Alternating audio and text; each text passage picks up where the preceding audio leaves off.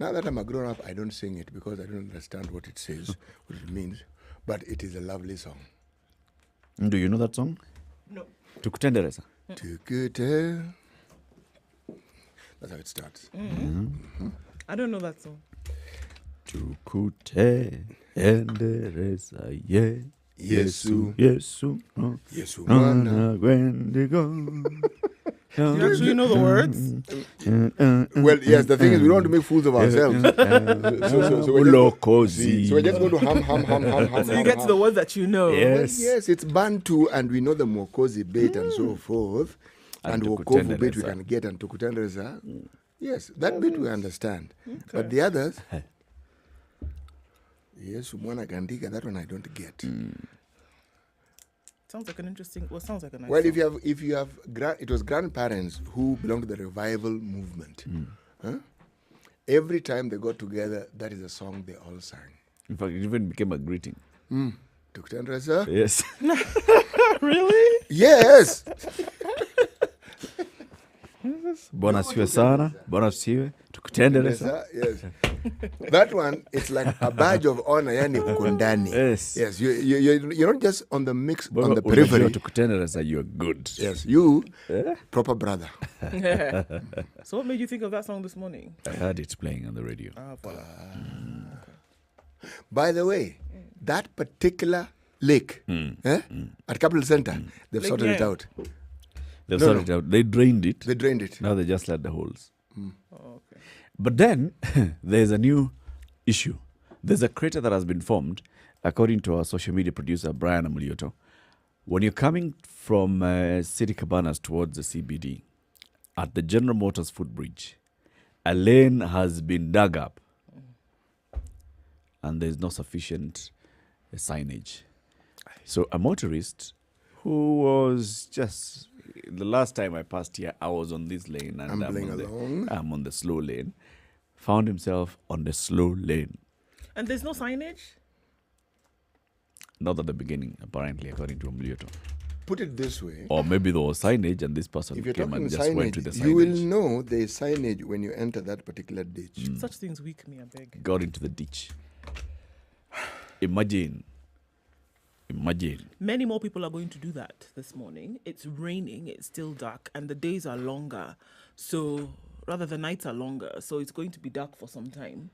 We're not going to see sunrise till about 7 o'clock. So, we're going to have, unfortunately, many more people are going to be in the same state. You know, visibility when it's raining, even in the middle of the day, visibility is poor. Yeah. Now, imagine now when it has been accompanied by darkness. Good grief. It's annoying. Believe me, you know, at some point, you actually think there's something wrong with your headlights. Yes. You realize, no, there's nothing wrong with my headlights. Nothing. It's all good. So anyway, welcome to the show, everybody. We are glad that you were able to join us. Today, we'll have conversations on a number of things.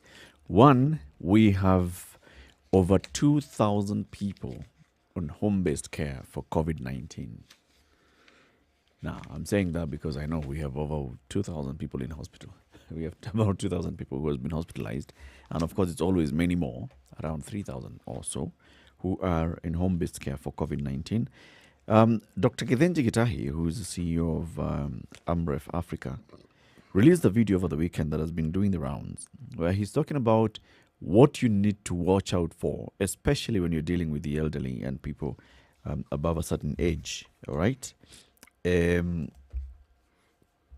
impact of reduced oxygen levels in your body, how you need to be watching that. So we'll have a conversation with him at 7 o'clock to ask him about that and also ask him about this COVID manenos, especially when it comes to vaccine. So we are seeing a lot of stories about the AstraZeneca vaccine, the government and its rollout campaign. What do we need to know about this vaccine? What are the fears for around the vaccine? Now, news coming out of the UK is that despite them having over 11 million, how many? Not 11 million, many millions of vaccines in their store, there's likelihood that some senior advisors to the government may issue cautions about AstraZeneca because of this whole story of thrombosis. People getting clots in the brain, clots. Yeah. So what do we do? What do we look out for? So Dr. Kithenji Gitahi will be speaking to us. And then we'll also today, there's these Kenyans who've been, the Kenyans who've gone onto social media and they've decided to sign a petition. It's not the first time the Kenyans are signing a petition. They'll sign a petition over anything. So what's the impact of that petition? What's it likely to do anyway? I asked myself that question and I said, all right, petition now, you're petitioning whom? Petitioning the IMF, asking them to ignore Kenya's request. To rescind their decision. To rescind the decision to give Kenya this loan. Yeah. Whose ears will it fall on? And then what likely action would they take, even if this petition came to their doors? I mean, the impact of this is, I think, would be interesting to see if it really would have any impact in terms of their decision. Or is it more than just the friction that we see and Kenyans speaking out about how they feel the country is being run? Actually, and does it go beyond that? Sometimes it doesn't need to. Sometimes it's just not doing nothing.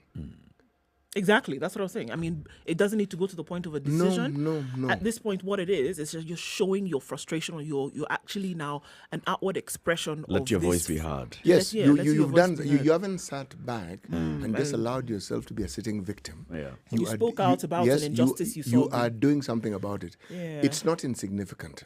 I'll tell you why it's not insignificant. The Boston Tea Party that many people in history relate to as the turning point that brought about what was then later to be known as the American Revolution. Yeah. Okay? Yep. It didn't start with just no taxation, that representation. No. A lot had been happening before then. And what I found interesting, if you read the history books, is that a lot of it was similar to what we see in Kenya. The governors whom Her Majesty's government had sent to the colonies, because that's what the Americas were, they were not doing anything different from what some of our leaders do. Okay? You tax people, you don't provide services, you build huge mansions, you know, these huge, glamorous projects that don't really serve the interests of the common man. And people start asking, but why are we paying taxes and certain basic amenities that you promise us aren't? Are not. So it was building up. Yeah. Now, the straw that broke the camel's back is what we speak about. So in many ways, if I find people finding an avenue of protest, that is their way of protesting, so be it. It is a good thing. It's not just venting. It is letting you know that this is what we feel about this. Okay. It is true. It is true. Anyway, so COVID in numbers around the country. All right, so we saw low numbers yesterday having been recorded. Certain things taken into consideration. First of all, it being a public holiday. We'll see dropped numbers. We're now at 139,448 cases, 2,244 deaths in Kenya. Yesterday's cases were at 460 and 20 new deaths, unfortunately. Still looking at numbers of those that we see in ICU. Story carried by the Standard today that there are only 58 COVID-19 ICU beds in diseased counties. The diseased counties we know are Nairobi, Kajiado, Nakuru,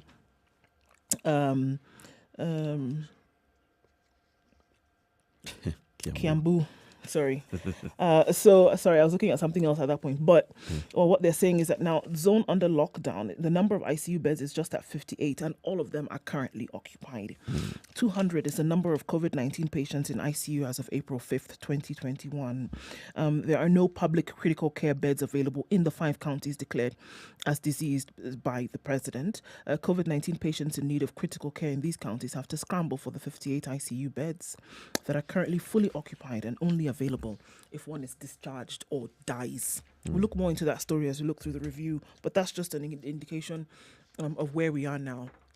We'll look at what the numbers are in the next days, but looking at yesterday's numbers would be low because of the fact that activity then was much lower because of the holiday and perhaps people not going out or people not reporting because they were not at work. So we're likely to see an increased number of those cases today. All right. So if we look at the numbers around the world, these are what is being reported, having passed the 131 million mark, 133 cases around the world, with the US still leading and Brazil now having crossed 13 million as of yesterday. Coming out of the Easter weekend, also there. If we look at the numbers that were then recorded in Brazil, 38,000, which is kind of low. Considering what they have been reporting in the last couple of weeks, and still 1,623 new deaths having been recorded. So yeah, the numbers still continue to soar around the world, and then talks of the vaccine is what is happening. That story that you were alluding to earlier, Eric, the thrombosis that we see, or the CVSTs that are being reported in the countries of Germany, France, and Canada, they're now looking at how this can restrict who will be given the jab. The World Health Organization and all other interested parties still insist that the AstraZeneca vaccine is safe, and that millions of people have received the vaccine over the last couple of months, and just a very few. I mean, they are not even able to give it a percentage.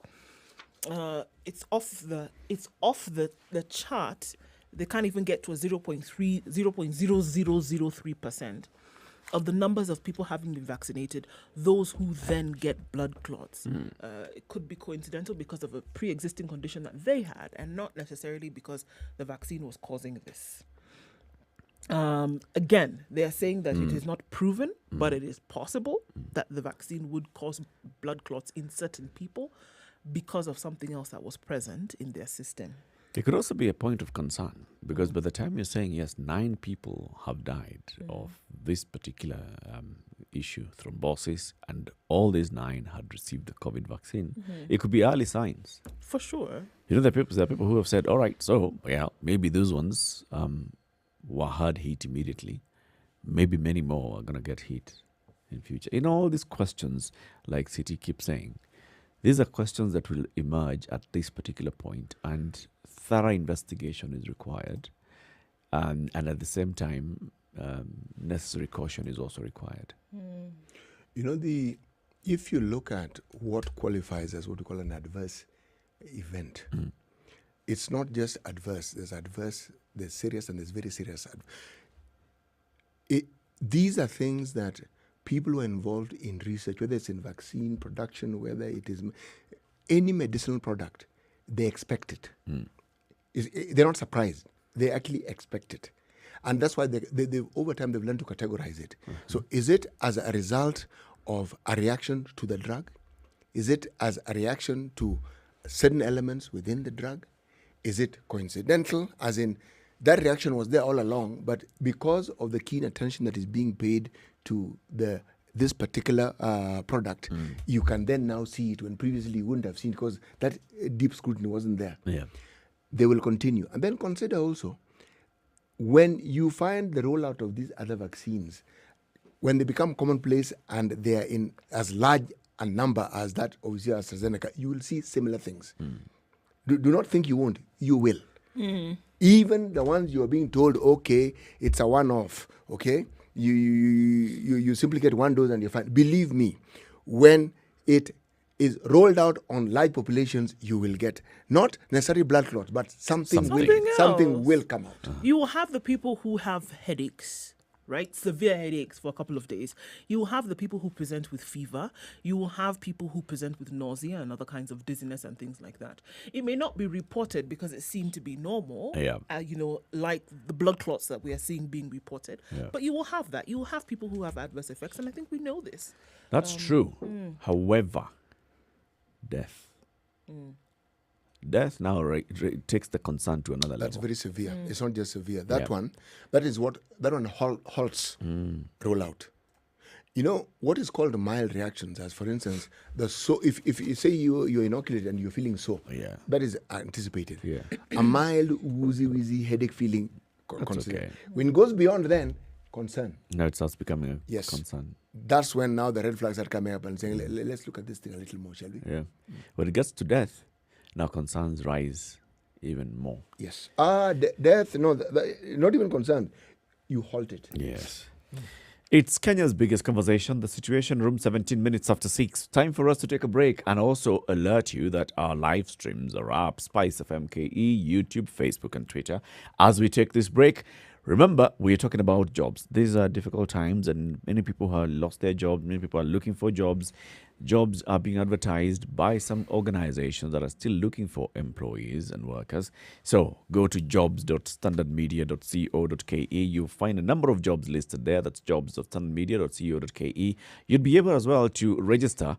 And once you register, utapata kitu ambacho kinaitwa alerts. So if you get an alert via SMS or via email that alerts you of certain kind of jobs in your area or in your field that have been posted, jobs.standardmedia.co.ke. Good morning.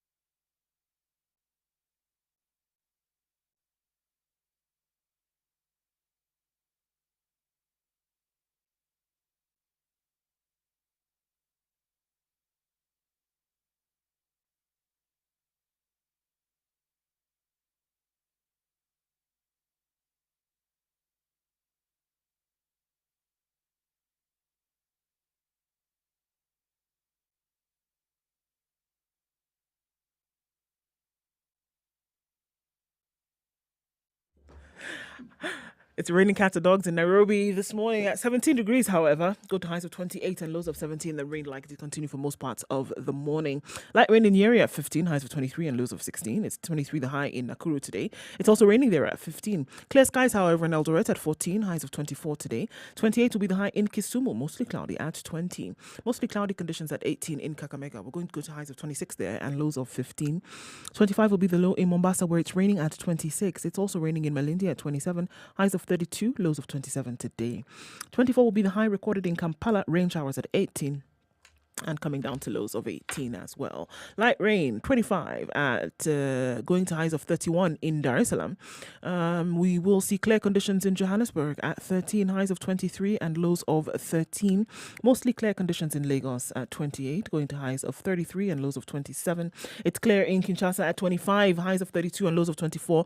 19 and sunny in Beijing, highs of 21 and lows of 8. It's -2, getting a little bit nippy in Paris. Clear conditions, highs of 7, lows of -1. It's clear in London at 3, going to highs of 7, coming down to freezing at 0. Clear conditions in New York, 12 on Monday night, coming into Tuesday. It's likely to go to highs of 20, lows of 7, but we'll have to wait and see.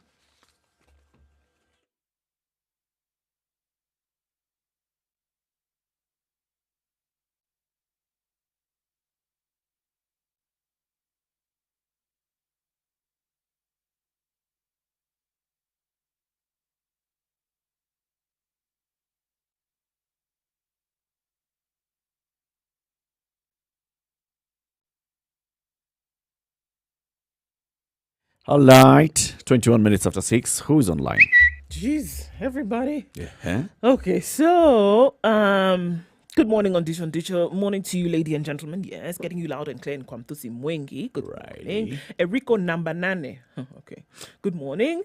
Can get me following, and that's Pastor Ndulu Joseph. Master Dan tuned in from Beijing this morning. Good morning to you. John Rory says you've made his day already by reminding him of that song, Tukutendereza. My parents are of that revival up till today. He's tuned in from Mombasa. Tukutendereza, John. Arthur Jambi says good morning. Jose Minor and Dohio, good morning, guys. Eric Latif, tell Kenyans to stop bashing IMF. Okay, Ndu, okay. Ndu is one name. Oko is another. Ndu, Oko. Venye Gava, huh? Eric, please help me. Soma. Venye Gava Inakopa Si unioleke na sao.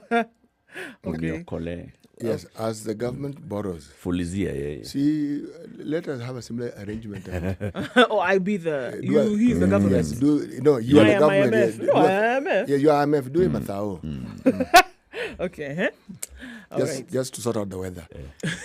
Seeing as it's raining. Okay, Laban Tanui Captel says, mark me present from Korea in Nandi County. Tune in from Machaku Bay, Ashley with some 100% and fire. Dorcas Kimovo, good lady. Good morning, guys. Malindi tuned in every day. Joseph Hightower tuned in this morning, as usual, to the Situation Room. And Jeffrey Mochama tuned in from Kisumu Kibos. Cyprian Mora, good morning, happy people. Thanking God for the gift of life. Absolutely. Hope you're all good. We are, and hope you are too. Amaya John is tuned in, and so is Haran Stackers from Megori County. Everybody, like I said, is tuned in this morning, guys. Waterman Jeffrey tuned in from Hennepin County.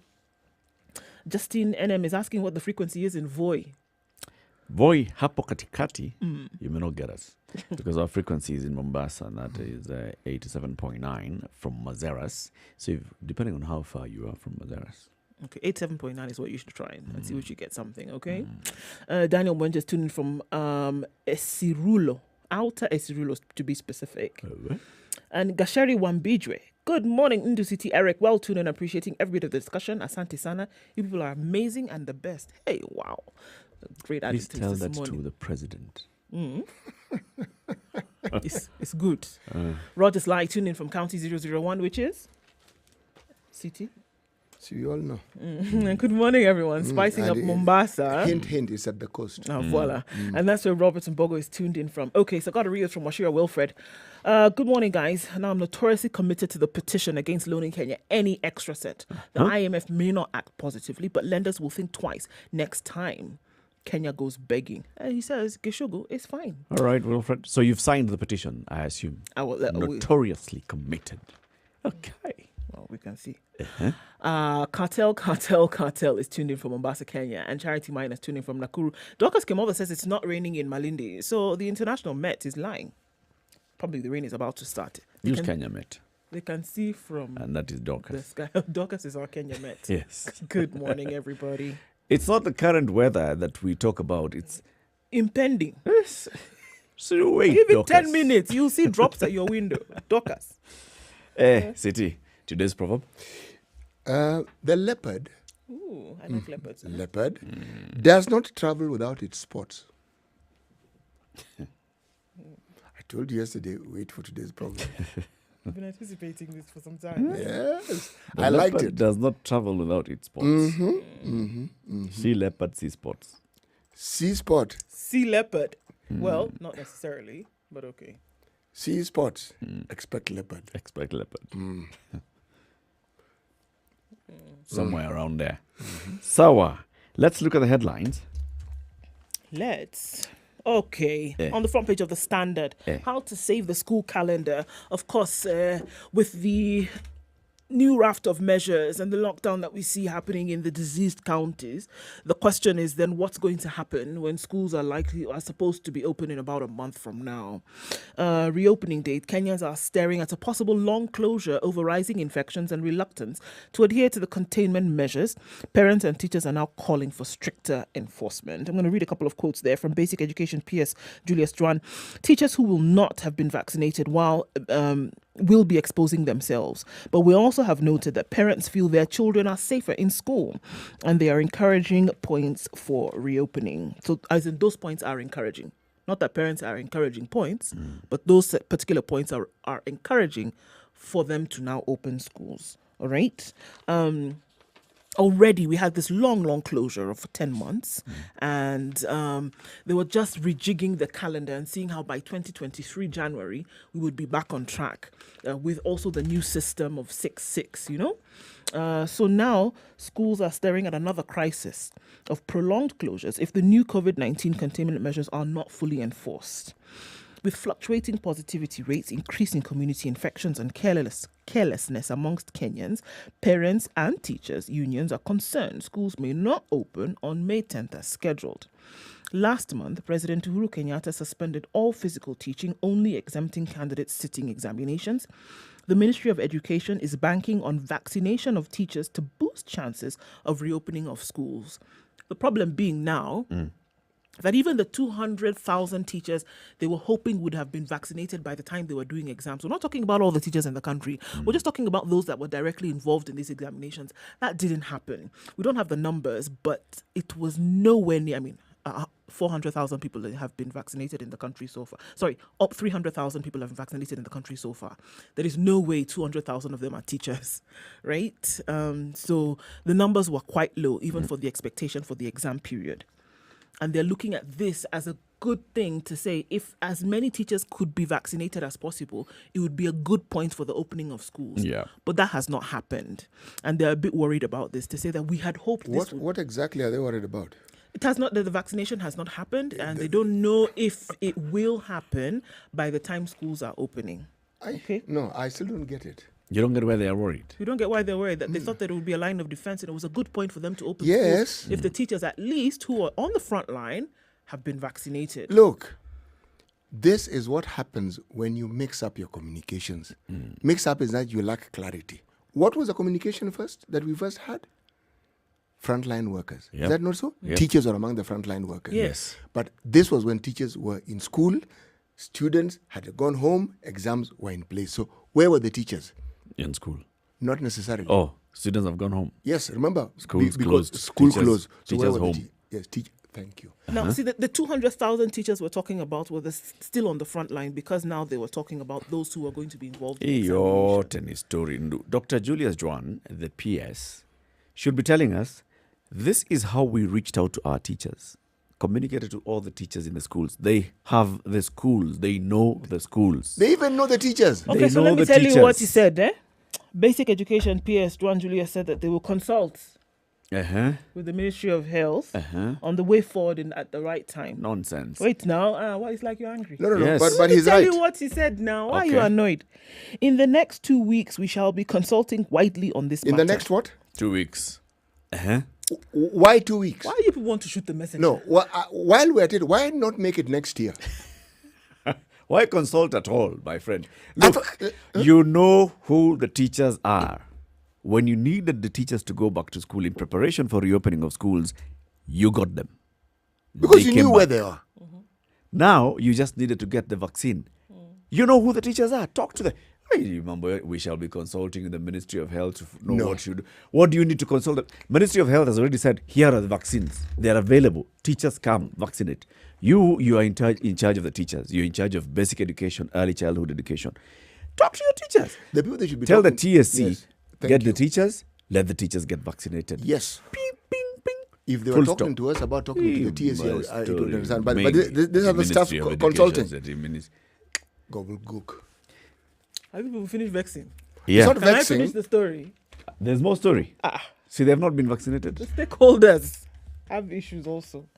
Proposals by the stakeholders. 1, they want strict enforcement COVID-19 measures to reduce infections. Tick.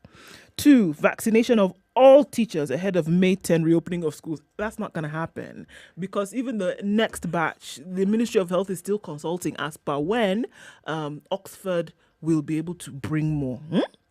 The rollout of career and guidance for children to keep them occupied while at home. Efforts made to cut down on community infections, effective communication from the Ministries of Education and Health, staggered reopening of schools. They want the government to avail capitation money in time. Your tennis too. First of all, from the very beginning, when you have doses for 500,000 people and you have more than 500,000 teachers, clearly What came for the whole country is 500,000. What came for the entire country is 500,000. Sure you understand. serikali ni serikali tu. It's 6:30. Let's take a break. Let's see. So tell us about that ditch. I'll tell you. Just keep your eyes open. Yeah. Carry extra lights. Yes. Just drive. If you find yourself in a ditch, do not worry. The ditch was there before you got there. Yes. Don't worry. It's just a ditch. After all. And if you are driving and it's your car, we're not going to be facetious. You have our police, but we'll make sure that we talk about this adequately so that those who are in charge ensure that that ditch no longer exists. Yes. Anyway, let's take that break. Good morning.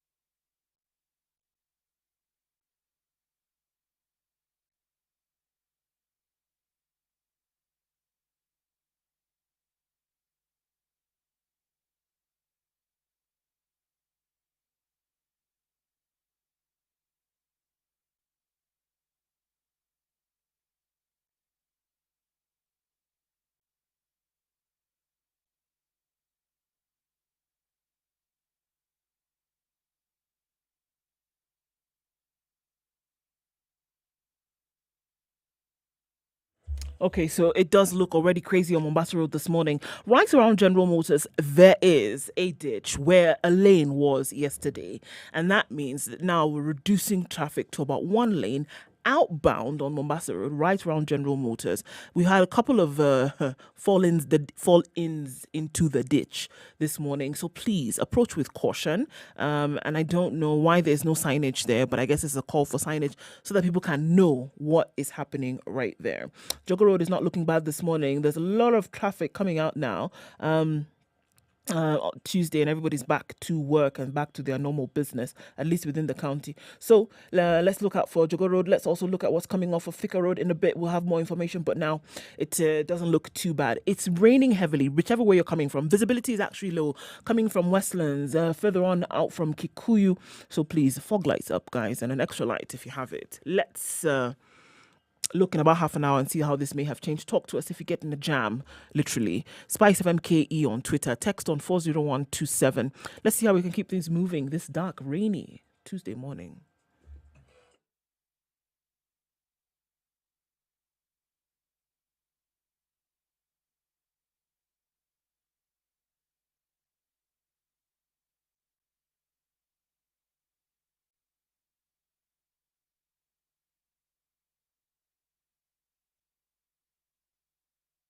Twenty-five to 7. So, as we talk about schools, remember that whole exercise to digitize the school database. That's the National Education Management Information System, NEMIS. And it was facing all these problems of, it's taking so long, the servers, the computers, you can't access. And head teachers were expressing frustration. Upon frustration. And we were saying, come on, you guys, we know what you're trying to do. Well, the information came out. It's very clear. A ghost school exposed in a parliamentary report last week is among 4 institutions that a publisher could not trace in 2018, giving a glimpse into how long corrupt education officials have been stealing public funds using fictitious schools. Basically, this is the backstory in the nation today. It's talking about this cartel that has been getting money from the government in the name of capitation to schools. Very, very, very serious. So, you know what happens. A publisher is contracted to supply books to schools, okay? And then money is also sent via capitation to schools. It's going to a certain school. But it then emerges that that school does not exist at all. One of those schools is one called Mundeku Secondary School, which is among other bogus schools in the ministry's records. Okay? Mundeku Secondary School is in Kakamega.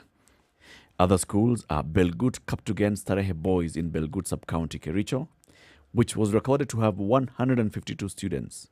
Does not exist. Ikonge DEB in Kisii Central, Kisii County, 448 students. It does not exist. Doldol Boys in Laikipia North, Laikipia County, 64 students. The school does not exist. A list given to publishers to support supply of books. For example, this particular program indicated that Mundeku had an enrollment of 1,188 students. Such a school would be ranked among either national or extra county, that is provincial schools. school exists not. 1,188 students.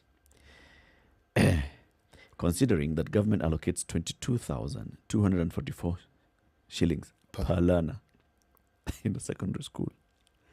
22,244 times 1,188. Pesa ngapi imeenda? Mengi sana. The auditor had actually put the figure at 27 million shillings. It's a lot more than that, actually. And the ministry submitted a lesser figure. The actual figure, if you talk about the enrollment data, the overpayment is for 269,254,288 Kenya shillings. We touched on this some times back. This is something that is happening in the ministry or at TSC. It's at that level. But this is how comprehensive Kenyans can be. You thought we only had ghost workers? No, we have ghost schools. Schools, entire school, not even ghost students. With ghosts. I am actually beginning to wonder that if one did an in-depth study of this particular matter, you might find we even have ghost ministries. Yes. Or ghost departments within ministries. I swear you'll find that. Yes, you will.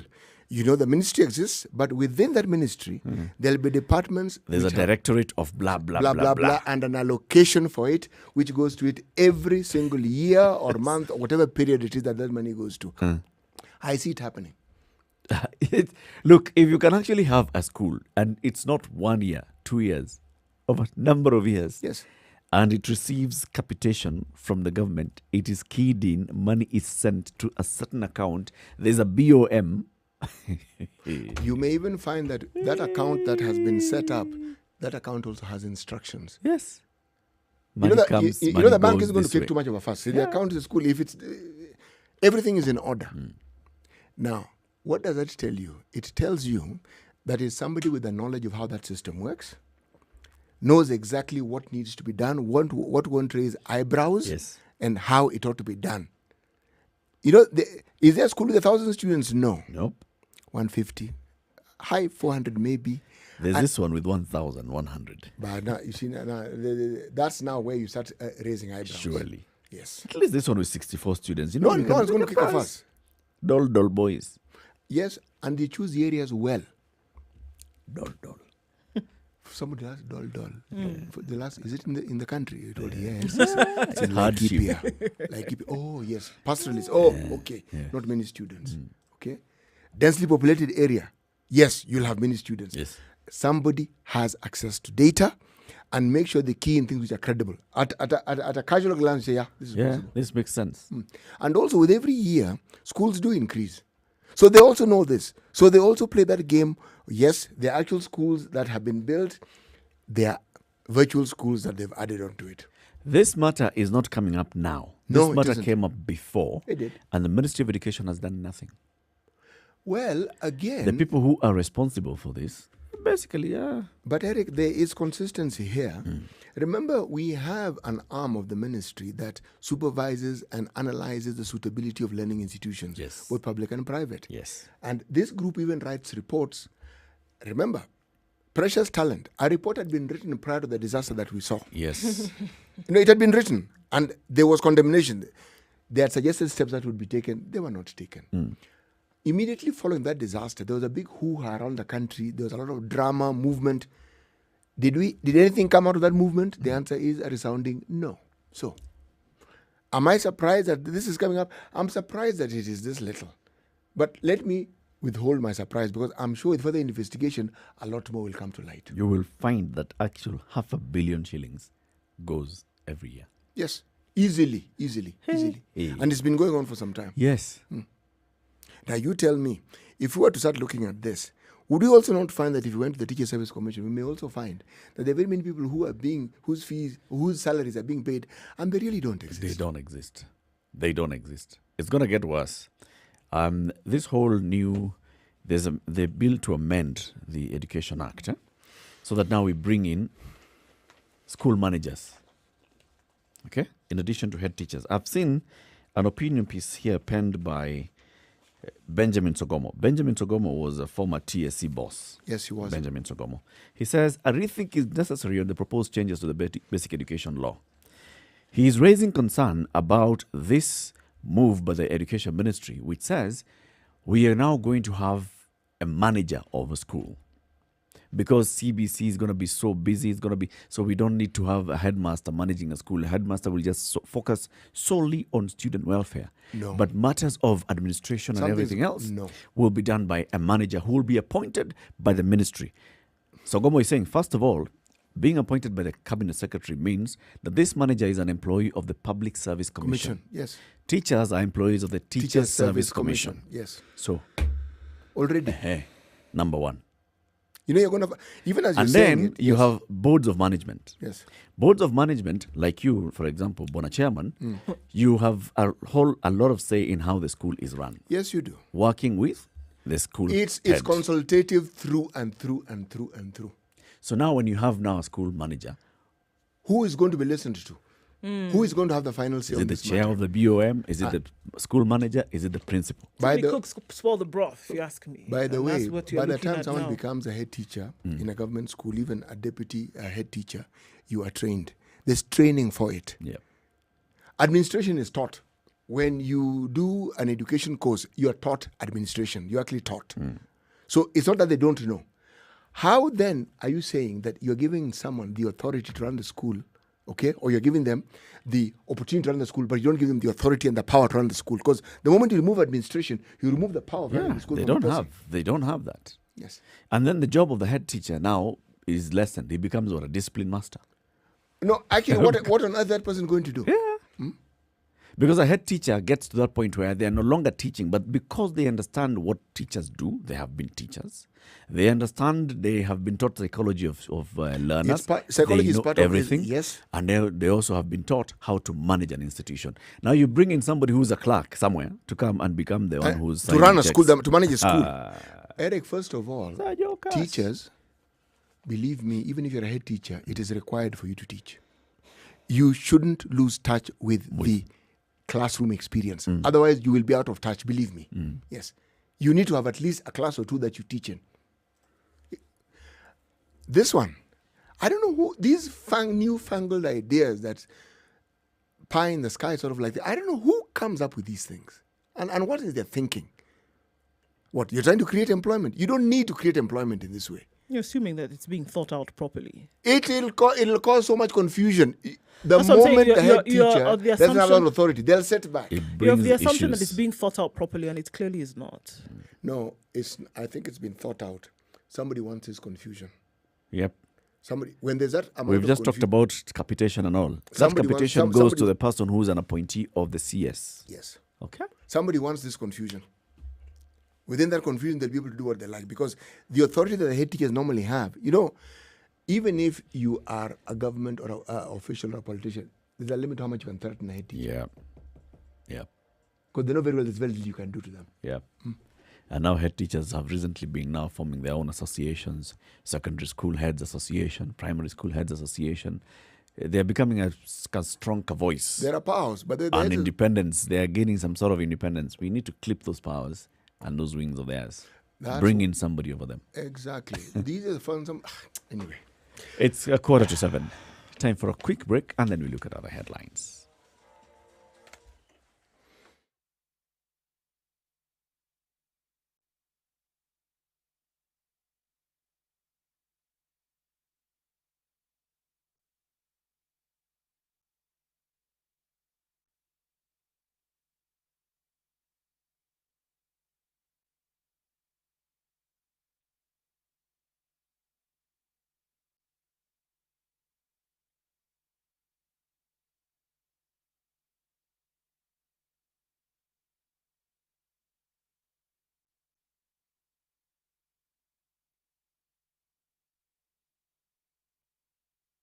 All right, City, what are you looking at? I'm looking at Kenya gender ranking drops on education economic conclusion. All right. There is a global gender gap report which comes out every year. Now, the report for 2021, it ranks Kenya 95 overall out of 156, down from a previous position in 2006 of 73. And they're saying this: more women in Kenya are being locked out of education and employment opportunities than in the past 15 years. Okay? A new report shows this report that I've just mentioned. Okay? And one of the things is it's dealing a blow to that reduction of the gender gap. Remember the 2/3 rule that we keep talking about and we refer to as the 1/3 gender rule and so forth. Those are the sort of efforts that have been made. We have constitutionally to try and bridge this gap. Okay? Now, the reason why they're saying this has happened is because they've been due to slips in education and economic involvement of women. We also lost ground in education opportunity for women. Ay, goodness gracious me. In short, the gains that we often talk about with reference to the girl child and the gains that have been made, they are actually saying those gains are now being lost. So how is this happening? Girl child getting less access to education and less access to employment opportunities this year as compared to 15 years ago? What's happened? Why? Are we saying that we have less girls enrolling in schools? No, girls enrolling in school is opportunities. Once they have enrolled in school, essentially what this report seems to be saying is this. The opportunities that men would get is proportionally higher. There is a leaning towards giving men more opportunities than it is giving women. And they're saying that the disparity has continued to increase. Remember, there's a time we were narrowing it. It's not that girls don't go to school. They go to school. It's not that they don't get educated. They do get educated. But then when it comes, for instance, let's talk about businesses. When we talk about small-scale businesses that are supposed to be the backbone of the Kenyan economy, if you look at the participation of women, it is less than that of men. Okay? And by the way, these fellows go into details. They even tell you, for instance, the education opportunities, for instance, okay, for women managing positions, it also dropped, all right? They were in position 126 in 2021, this is this year, and the previous 15 years ago, they were at 88, meaning a lot of the progress we're talking about rose, and from 15 years ago, it's been slowly declining. I don't get it. Why? Because in those 15 years, we have had a new constitution that has required this particular matter to be addressed. We have had, efforts being made at ensuring that we have more women at management position and managerial positions. We were just speaking with Zuhura the other day and looking at how boards are being structured, and she was saying there has been some improvement in terms of women in senior positions, women at board level. All right. I don't get where the loss is. According to this report, those senior management positions you talk about, if you look at the reports that Kenya National Bureau of Statistics present, one, the medium and small business enterprises, only 30% of those businesses are women. The managerial positions you talk about is only 27%. Okay, compared to 15 years ago? No. Because I'm looking at that drop. 87 15 years ago, 90 what? No. 2020 it never was 87.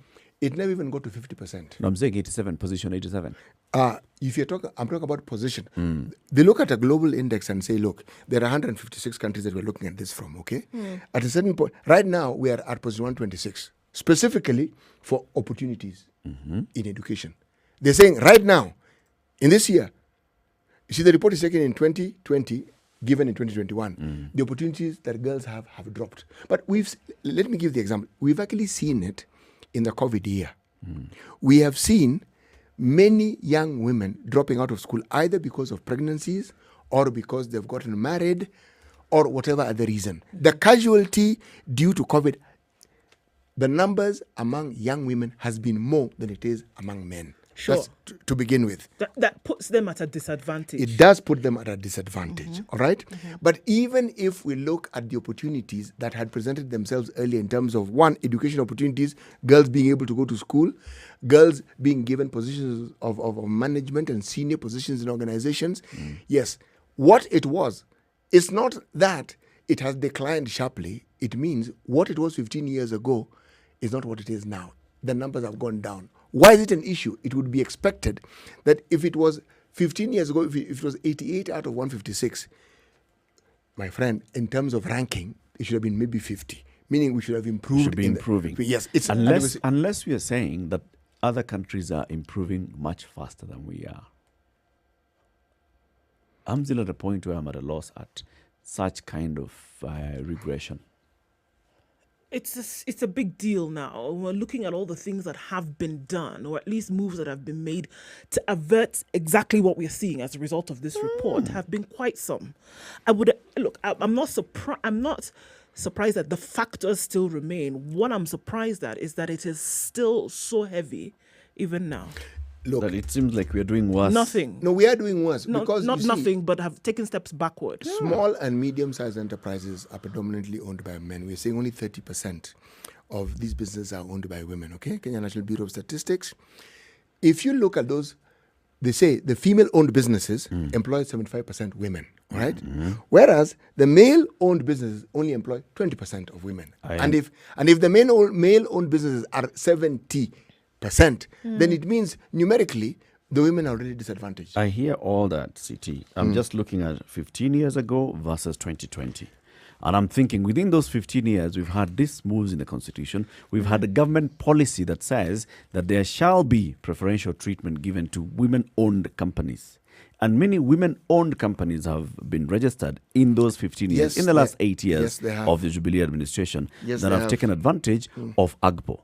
So, I mean, Yes, they have. we're doing worse. But How? Eric, why don't we look at, for instance, the battle that has taken place in Parliament with the two-third gen rule, which led to the immediate former Chief Justice making the ruling with the Supreme Court that they did. Yes, If at that level you can see the reactions and the thinking, yes. it is symptomatic and it is illustrative. But at the same time, I'm also looking at 15 years ago, composition of parliament, 2020, composition of parliament. Yes. In terms of the gains, the affirmative I mean- action that brought about the women's rep, okay, increased those numbers. If it was only left to the voting or to the structure of politics as we have it, the numbers of women in our parliament would still be less. Sure, I think the assumption now is that the things that were 15 years ago compared to the things that are now and the gains that have been made, even in the law and in some of the things that you're encouraging, you would expect, I think the mind expects that those numbers are not as dismal as they are. In 15 years ago, the gains that we're talking about had been made from a previous time to 15 years ago when the figures were dismal. Yes. All right? So any increase was considered to be a major increase. Okay? Now, we are saying move it forward 15 years from that point, from 2006 to 2021. The gains that we saw being made, the anticipation was that the gains would continue. The gains have not continued. If anything, they have slipped. I have issues with that report. It doesn't Bottom mean line, it doesn't mean that the I have numbers. either the reporting or the report. I have issues. I'm taking issue with this.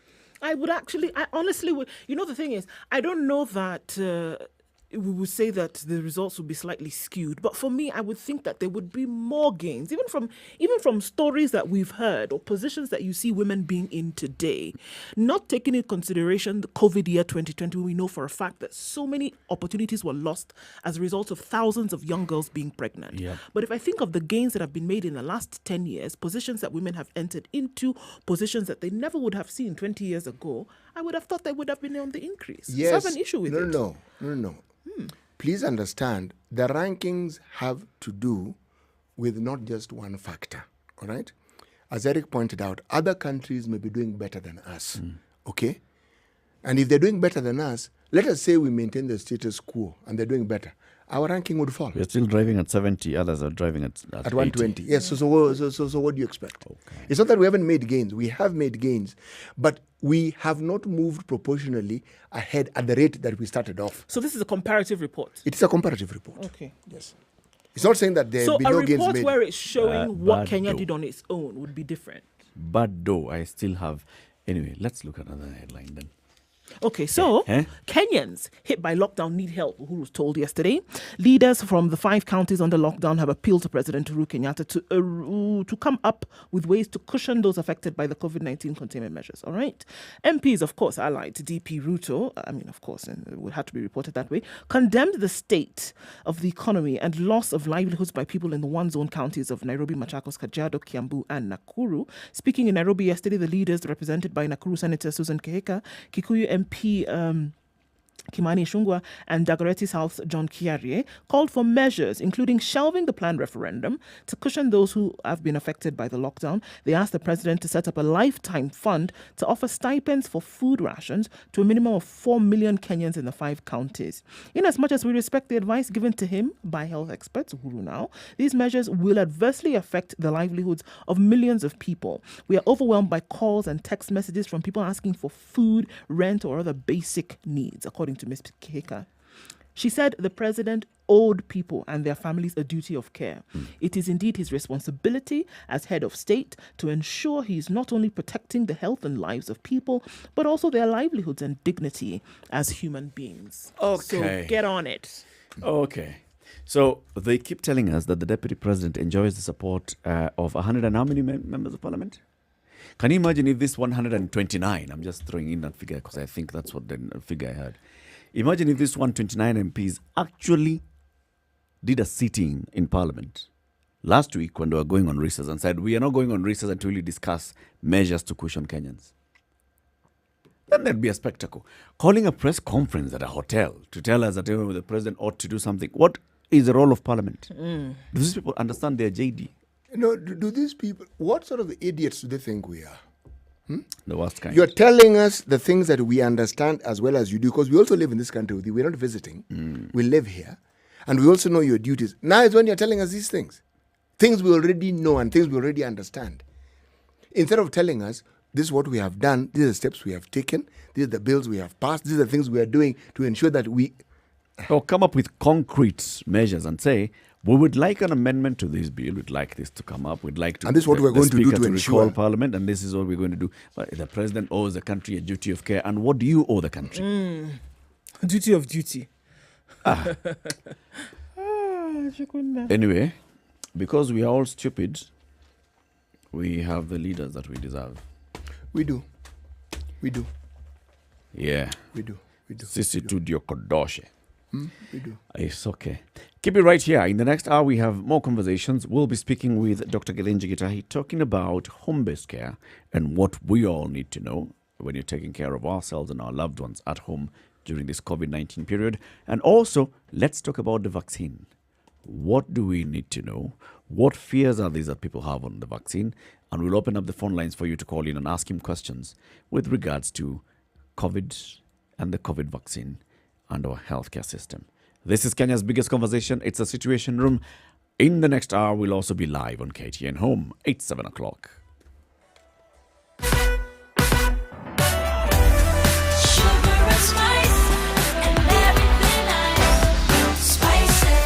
Spice up your life. Traffic. Okay, so it's crazy. Bumper to bumper, Mombasa Road from Gateway Mall near Sako Industrial Park. It's an absolute mess. And this goes even beyond from the Weybridge all the way to General Motors and thereafter. So we're looking at bumper to bumper traffic on Mombasa Road today. It's craziness. Can I say that enough? I don't think so. So in and outbound on Mombasa Road, it doesn't help that the rain is still coming down in sheets, and we have less than 1.5 lane now going towards the city centre. Very, very slow there. So Mombasa Road is one to watch out for. Inbound as well, there is a problem. Folks are asking what the Eastern Bypass is looking like. That could be used as an option, but for now, doesn't look like that. If you're trying to get into the CBD a little bit quicker, you might want to use the Southern Bypass. Use the Southern Bypass. Getting into the city, you should be all right. Let's not even look at the Likoni interchange today, then now trying to join with anything because it's an absolute mess. Okay, let's take a look at Kiambu Road, see what that looks like. Becky, perhaps you can help us out and see how that looks like right now. Talk to us about that. Coming out of Western, it's not too much of an issue. Thika Road, we'll take a look in a bit. SpiceFM KE, talk to us. Let us know what it is that you see in your neck of the woods. Let's see how we can keep things moving. Text as well on 40127.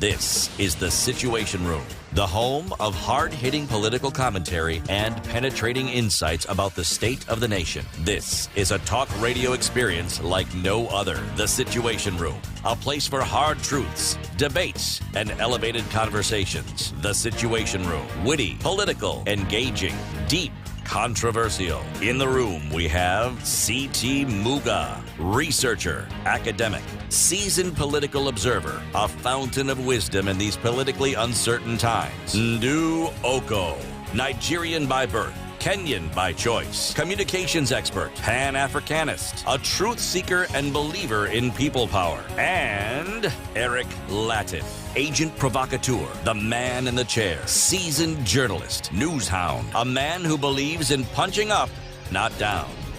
This is The Situation Room. It is 2.5 minutes after 7 o'clock. This is Kenya's biggest conversation, The Situation Room. Thank you very much for joining us. This is the second hour of the show. We broadcast the show every weekday morning, 6 a.m. to 10 a.m. on SpiceFM online, and we are live on KTN Home from now until 9 o'clock. Let's begin the hour with the day's proverb. C.T. Muga. The leopard does not travel without its spots. Leopard does Traveling not travel. without spots, not happening. Leopard traveling with spots, happening. Okay. Not. Not without spots. Or not leopard. Not leopard, no spots. No spots, no leopard. Okay. Now, I can see someone is actually talking about being in the true north. Who's this? Viktor Frankl. You guys have become my night nurses. Thank you for the sane conversations. Very few left around our media space catching you from the true north. Which one is this one? What's your true north, Victor? We're also looking at the headline on ghost schools. Phil says there was a case of a ghost college in Kitui. Auditors were once looking for it to check on a project that had been funded to a tune of almost 100 million shillings. Auditors go there. Auditors where? find air. They went to air. By the way, you talk about it. You know, these publishers, people who publish school books. One side publisher had an issue with these ghost schools because you're supposed to take it to a school, isn't it? Yes. And you've been given directions. Lo and behold, Directions to where? say, folks, You've been given the number of head teachers. Never, Neverland. There's Niko hapa, shule iko wapi exactly? they said, no, haiko hapo. 4 schools later, okay, 4 ghost schools later, you realize, no, these schools don't exist. This is a bad publisher. How did they select this publisher? They didn't know that this is not someone who can play ball. I think what Remember, happens this is is that a one-off. That isn't even that. It is carelessness. If something has worked over a period of time, the scrutiny that you give the scam that you put in place lessens. So, and some people get comfortable. After a while, you also get moved up. So all you do is sit back and wait for your share. Yeah. And you assume people are taking care of the details. I assume the person down there understands which publishers we work with. Yes, exactly. And even you may bring the publishers you work with, then the publisher employs somebody new. And they're given instructions, but them, they're hardworking, zealous Kenyans. They want to find this school.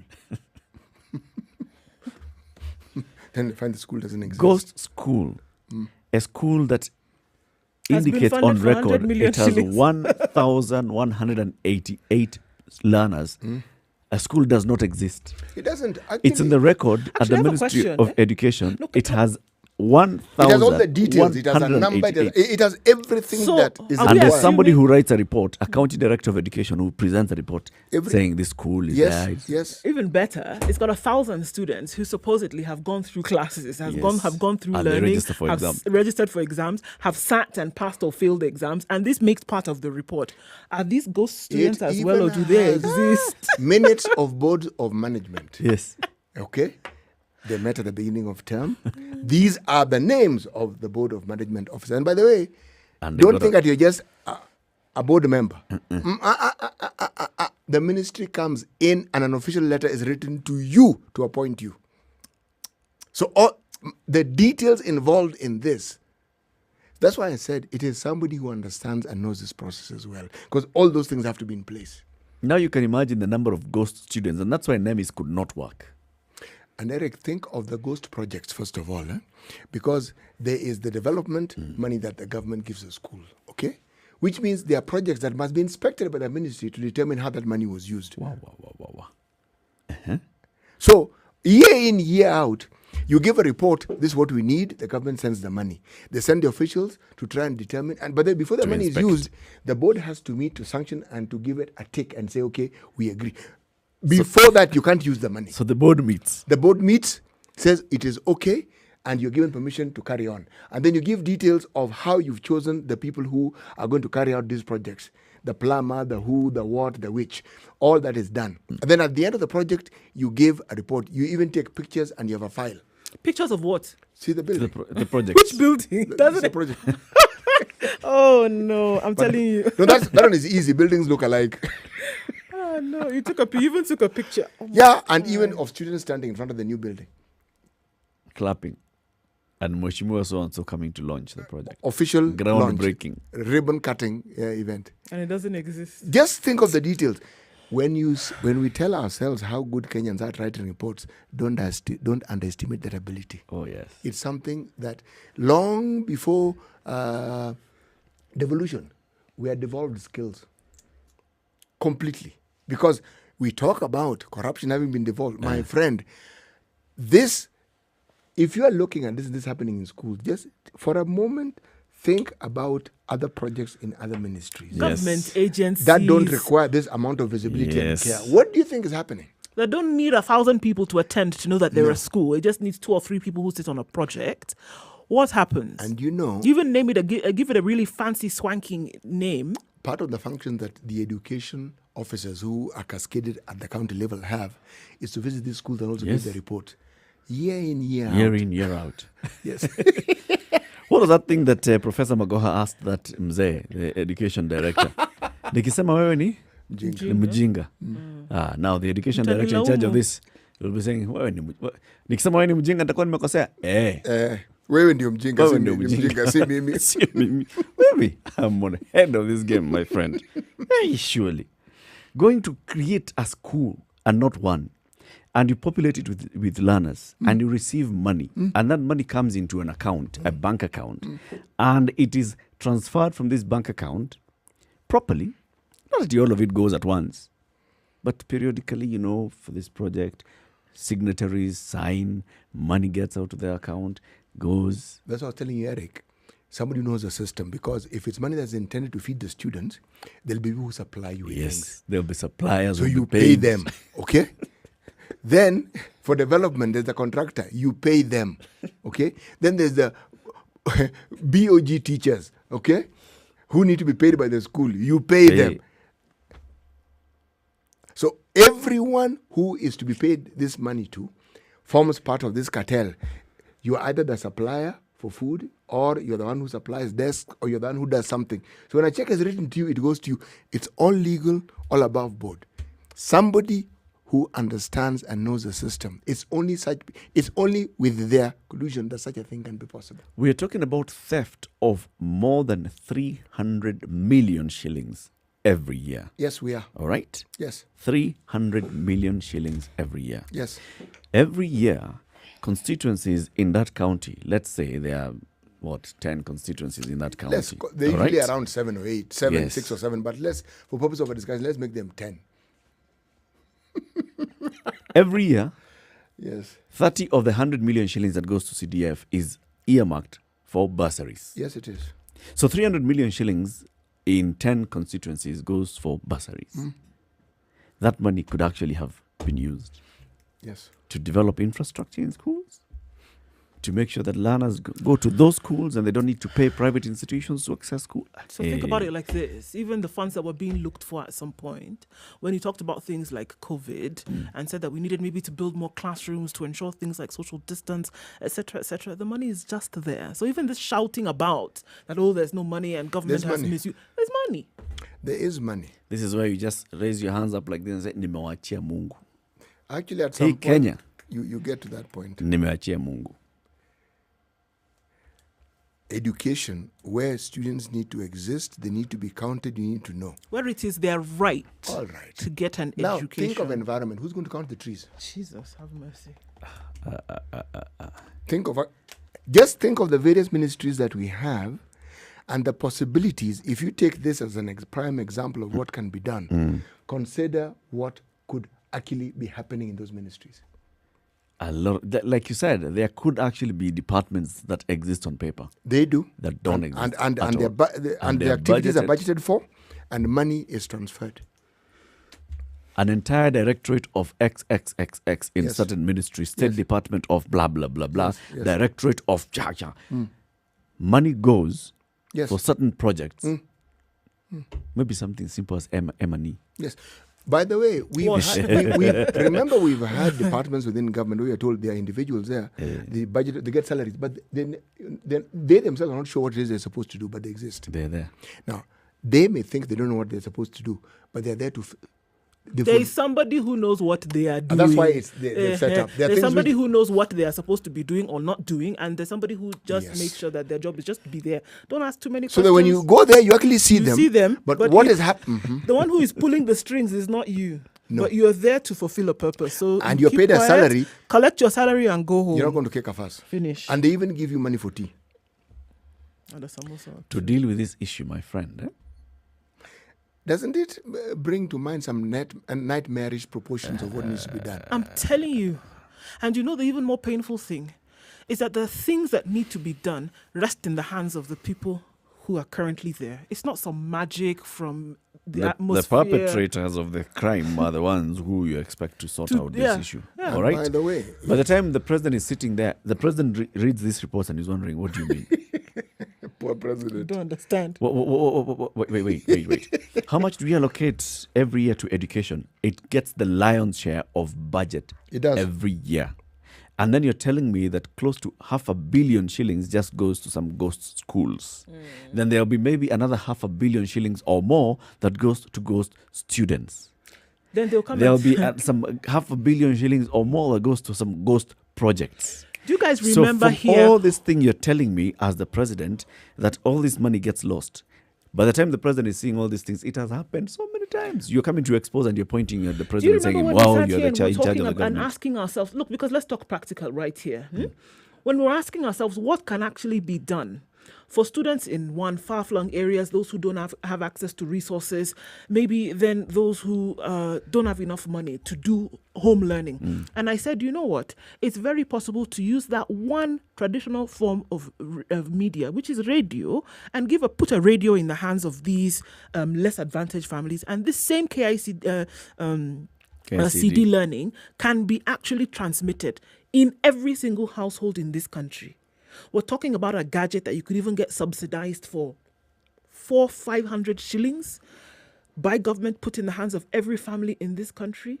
Can you compare that in terms of what you would spend to this money that is being lost in ghost schools? You would be able to do it over and have change. Do you know where? You would be able to. Do you know I get chills in my spine when I think about this? This is where my mind went to.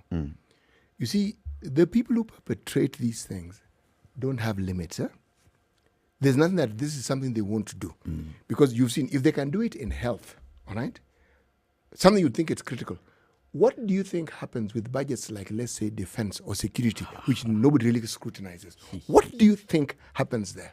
Where nobody's even allowed to peek. See, the question I'm asking is, every time I hear our soldiers have been overwhelmed, this has happened, I'm thinking, wait, our soldiers are well trained. So could it be that they were not adequately equipped? Could it be that somebody supplied them with something inferior? We have seen in the past purchases of second-hand helicopters, you're being told, we purchased these fighters from Jordan. Actually, they were donated because Jordan, being a friendly nation to the U.S., every time they have they develop new equipment, they give Jordan some of the ones which and so they told Jordan, these ones which don't seem to be... Give some third world give friends. these ones to Kenyans. Somebody wanted to present that as something that we had bought. We had been given, okay, a fighter jet, but in good working condition. And then you find that, remember these scandals that we've had from, Goldenberg, you know what came to my mind? The golden tooth. I realized it isn't golden tooth, it's No. Goldenberg, okay? There was once a scandal that involved the Navy. We had a situation where some ship was renovated, okay? And at an astronomical cost. Now, when you read about frigates or some of the names of these fighter ships that the Navy has, the question that you asked yourself was, why did we go about refitting something that had initially been meant for something like cargo into a fighter ship? Why didn't you just buy one or have one built from scratch? Because if you build it from scratch, it would cost less. Now, you think of those games being played with your security. What do you think you're going to have? Policemen who are ill-equipped? Yes. Everything that is meant to guarantee your security will be compromised. No, let's actually start from training. Yes. Because if you don't have adequate equipment at training, then you're going to have substandard training. You will have, yes. You will. So you have substandard training, you have substandard deployment. Yes. And Then, substandard support. So everything is all. So essentially, if you look at the damage that what we're calling impunity and this culture that seems we have accepted as part and parcel of our being, my friend, it's undermining the very, very fabric of the nation. It looks like it's a joke, saying, oh, this thing is actually, it has cancerous proportions. It's something that is likely to bring us to our knees. So when members of parliament want to have a press conference and talk to us about the things that we also understand and yet they, I think given their position, should understand it better than we do, you wonder, you really wonder, do these individuals really have the interest of the people of this country at heart? Or are they so deeply entrenched in looking at their own interests that they've long forgotten? All they will do from time to time is go through the motions of appearing to be concerned, but on the serious matter of being concerned, they abrogated that particular position a long time ago. Anyway, so let's talk about now COVID-19 and how to deal with COVID-19 at home. We know from the data that's given out by the Ministry of Health on a daily basis that right now we have hospitalization of at least 2,000 people in hospital on COVID treatment. Mm-hmm. We have over 200 people in ICUs around the country. Then we have many more thousands at home undergoing home-based care, right? And those are now getting treatment at home, getting the kind of remedies that people have been going through. Dr. Githinji Gitahi, Group CEO of Amref Health Africa, released a video recently in which he was actually advising people and saying, look, guys, there's something that's happening, especially with this third wave, that is that healthcare workers are reporting. That people are reporting to hospital at a particular stage where their oxygen levels are really low. It's because when you're at home and you're going through home-based care, you actually do not notice that your oxygen levels are dropping. And then he says, especially for the elderly, you notice that oxygen level goes beyond 98, goes below 95, goes below 90. In some cases, people have reported to hospital with oxygen levels at 60%. And he says, you see, at this particular point, you just will straight into ICU. You need ventilatory support, right? And we are talking about a stretched healthcare system. So he was saying there's something we need to do to keep monitoring this at home. So let's talk about this and other things that we need to do for home-based care. And Dr. Githinji Gitahi joins us now on the line. Good morning, Doc.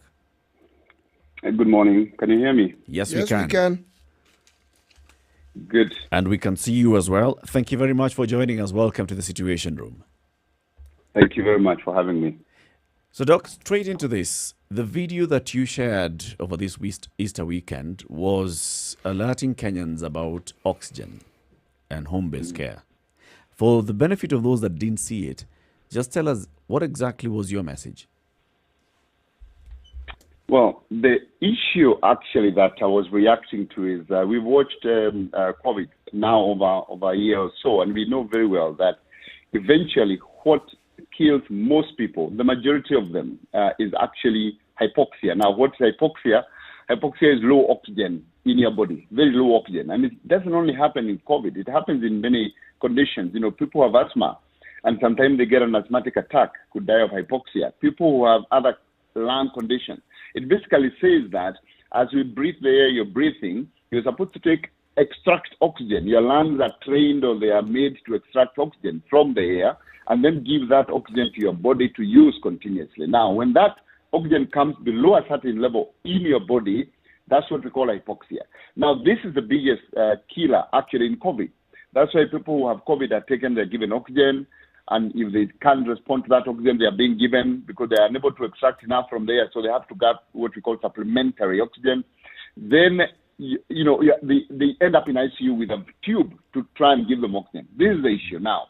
The challenge I was addressing is that for many people, when these oxygen levels are going down because of COVID, for some very strange reason with COVID, you don't get breathlessness. Ideally, when you have low oxygen, your body reacts by giving you breathlessness. You pant. You pant.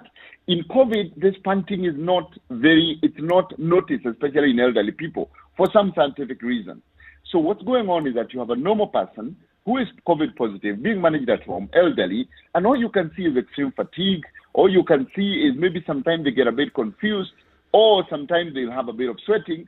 But because no one is checking their oxygen level, like I'm doing now, this is my oxygen level with this pulse oximeter, and you can see it's reading 97 there. Because no one is checking, it keeps going down, but no one notices, and the body doesn't pant until it is so low that they drop dead, or by the time you take them to the hospital, they have to go straight to ICU because it's too low and no one noticed. That's what I was calling attention to, because two of my friends lost their fathers because of exactly that reason. That's Saturday morning when I woke up and decided to do that video. So, Dr. Githinji, what's happening from a physiological basis? By the time somebody's oxygen levels are so low that they're having problems breathing, what's happening internally that, because like some of the cases that we've seen now, by the time somebody does get onto a ventilator, we've heard cases of people's lungs having been damaged so much that even if they're on the ventilator for some time, it doesn't do much, and then unfortunately they succumb, right? So by the time one is experiencing that shortness of breath, what's happening on the inside? So this is what happens. You see, the lungs are very wonderfully made. So it's basically like a balloon inside your chest. So you have a balloon on one side, on the left side, and the right side. Now, that balloon is where, it's connected through the outside, through the tube, which is called the trachea, goes to the lungs. Now, the lungs then, their work is that when you breathe the air in, they're small tubes, very tiny, microscopic, that we call alveoli. They're the ones that line the lungs, the balloon inside, and they are the ones that extract the oxygen from the air you're breathing and throw out and release carbon dioxide. Now, then that goes to the blood. The blood then delivers this oxygen to your lungs, to the heart, delivers that oxygen to the kidneys, delivers to the brain. So what's happening when you don't have enough oxygen is that your organs are struggling. That's why some of the confusion comes in, and you start seeing somebody saying, I don't remember your name, who are you, and maybe you're talking to your son or your daughter. It's the confusion that's arising from not having enough oxygen. Your kidneys start to feel, this lack of oxygen, the hypoxia. They start shut down slowly, or to compensate by using less and less oxygen. The muscles feel weak, so you can't walk because the muscles need oxygen to create energy. This is what happens in the organs. Now, if it continues, the organs start to shut down. And one of the organs that shuts down is also the heart. And that's why some people actually get cardiac arrest. And you say, somebody actually, their heart stopped. It's because of this continuous reduction in oxygen. So the organs start shut down at some point. But if you're caught early, ideally, the normal should be 95% and above. Your body should be able to have, your blood should have what we call the percentage saturation of oxygen. Should be up to 99, 100%. 95 is the lowest, and that's allowable. If it goes below 95, it's fine. 92, now you start to worry. And many people say, but 92, you should be getting extra oxygen. Now, by the time you're getting to a hospital and the oxygen level is 60, it is now that your lungs are so infected. And even when you do a CT scan, you see actually many areas of the lungs don't have air. They are full of infection. The infection, you see it in white. Lungs that are clear are black, like my T-shirt. They're black when you take a CT scan or an X-ray. But when you start to see infection, you start to see patches of white on the lungs, and then you know they're actually overwhelmed. Doc, we want to have this conversation with you up to the top of the hour. So let's take a break at this point. We just started having a conversation with Dr. Githinji Gitahi, the Group CEO, Amref Health Africa, talking about what we need to watch out for as we go through home-based care for COVID-19. We'll also, of course, touch on the issue of vaccine at some point. Keep it right here. This is Kenya's biggest conversation, The Situation Room on SpiceFM, on KTN Home. As we go on to this break, we'd like to remind you, now that your kids are at home on holiday, what are they doing? You can log on, or they can log on to generationnextchallenge.com. That's generationnextchallenge.com, where they have an opportunity to join the Kenya National Challenge, where they will use the power of math to play fun activities and design own creations, solving weekly challenges using math, computational skills, imagination, critical thinking, competing against and sharing with students from all around the country on virtual platform. And this virtual platform is generationnextchallenge.com, brought to you by the Standard Media Group in partnership with Fanisi Academy, Polyup, and Ademba Otieno Pan-Africa Hub for Higher Learning. Time for a break. We'll be back shortly after we take a look at the traffic. Good morning. This is the Situation Room, the only way to start your day. Spice up your life. Sugar and spice and everything nice, just the way you like it. The Spice Drive. Did you have a great day? I hope you did. I intend to make it better from 3 p.m. to 7 p.m. I'm going to be taking you home nice and chill. Everyone is welcome aboard. The hashtag is Spice Drive, and of course SpiceFM KE on Facebook, Instagram, and Twitter. The Spice Drive with Monique. The official soundtrack of getting you where you need to be. There's so many people peddling what is false, and that it bears remarkable resemblance to what is true. Politicians have their agenda, and their agenda is to use every opportunity to sell that agenda and to loot this nation. I have seen major strides that are done in this country when we talk to each other as against talking at each other. We start getting back into the tribal cocoons which were put to us by the colonial powers. You know, they gave us physical freedom but not mental freedom. We're still mentally colonized today into these cocoons of tribe. Now, if you live in an area where it's difficult to find a dog, He's a goat. I kid you not. In which part of this country is it difficult to find a dog? So that you resort. Nafandi umbo yako iko na pembe. hii ni umba special. This is the Situation Room, the only way to start your day. The showers still continue in certain parts of Nairobi. Highs of 24 and lows of 17 today. The sun is actually now coming up front and center.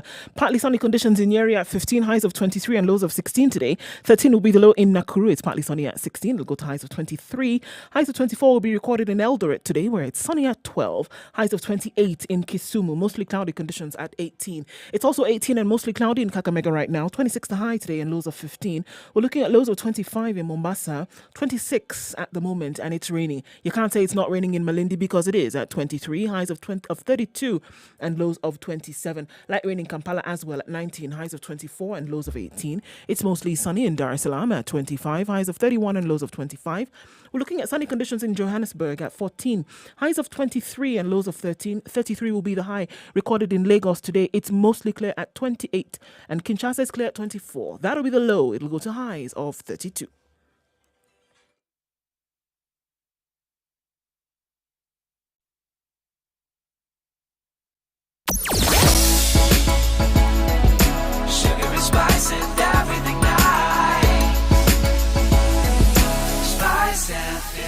Spice up your life. Mombasa Road is chock-a-blocked, and that is outbound all the way from the Way Bridge at Mulolongo. It's taking some time to get out of this one. Inbound as well, right on Airtel, we're going to have some problems. As you connect with the Lakoni interchange on Mombasa Road, unfortunately, we're going to get stuck. If you're trying to use the southern bypass, that's probably the better option right now. But you're experiencing some traffic right at the mouth of the bypass, so be ready for this one today. Coming out of Afika Road is not too bad today. Moving, not too badly. We're not a bumper-to-bumper just yet. The Pangani underpass will take you some time to get out of, though, and Kiambu Road has piled up quite some. Coming out of Westlands, going to the CBD, not too bad. Now, it's going to be a nightmare from Uhuru Highway at the roundabout of Nyayo Stadium all the way to Westlands. Just be prepared for this. It's going to take some time. Okay, let's look at other trouble spots, or at least where we can offer you some comfort. Tell us also where you found a good way to get out of the traffic. SpiceFM KE on Twitter. Text 40127.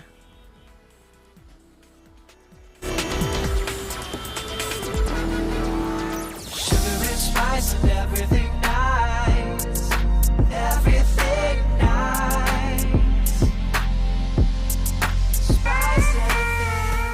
spice up your life.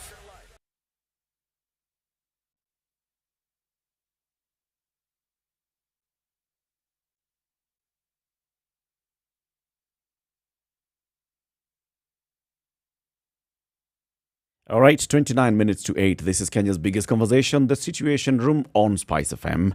Online, SpiceFM KE, YouTube, Facebook, Twitter, and www.spicefm.co.ke. We are also live on KTN Home.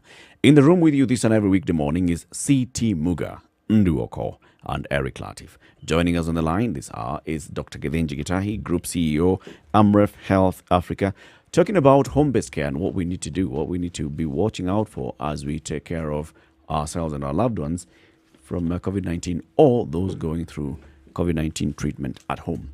Dr. Gitahi is talking about the oxygen levels, making sure that we do not fall into that category of suffering from hypoxia by monitoring our oxygen levels regularly. Now, Doc, you were showing us something on your finger and you're saying this is the pulse oximeter that you have on your finger. Where do you get this? Do you have to go to a hospital to buy it? Can you buy it off a chemist? So the first thing we need to do is we should not make people believe that if you can't afford it, then you're in trouble. So this is the pulse oximeter. It's a very small gadget. Maybe the cost is about 1,500. You can get any. I am told by people that because when I did my video, I had a blue one. Some people say, therefore, if you bring any other color, I will not take it. In fact, I was not advertising any particular one. I was just showing the example. And this is a black one, and you can buy it anywhere. Now, they're available for you to buy if you have the money. But ideally, this is something that is so simple that every community health worker should be facilitated to have, so that those people who can't afford it or can't find it don't have them to feel like they are not in charge of their lives.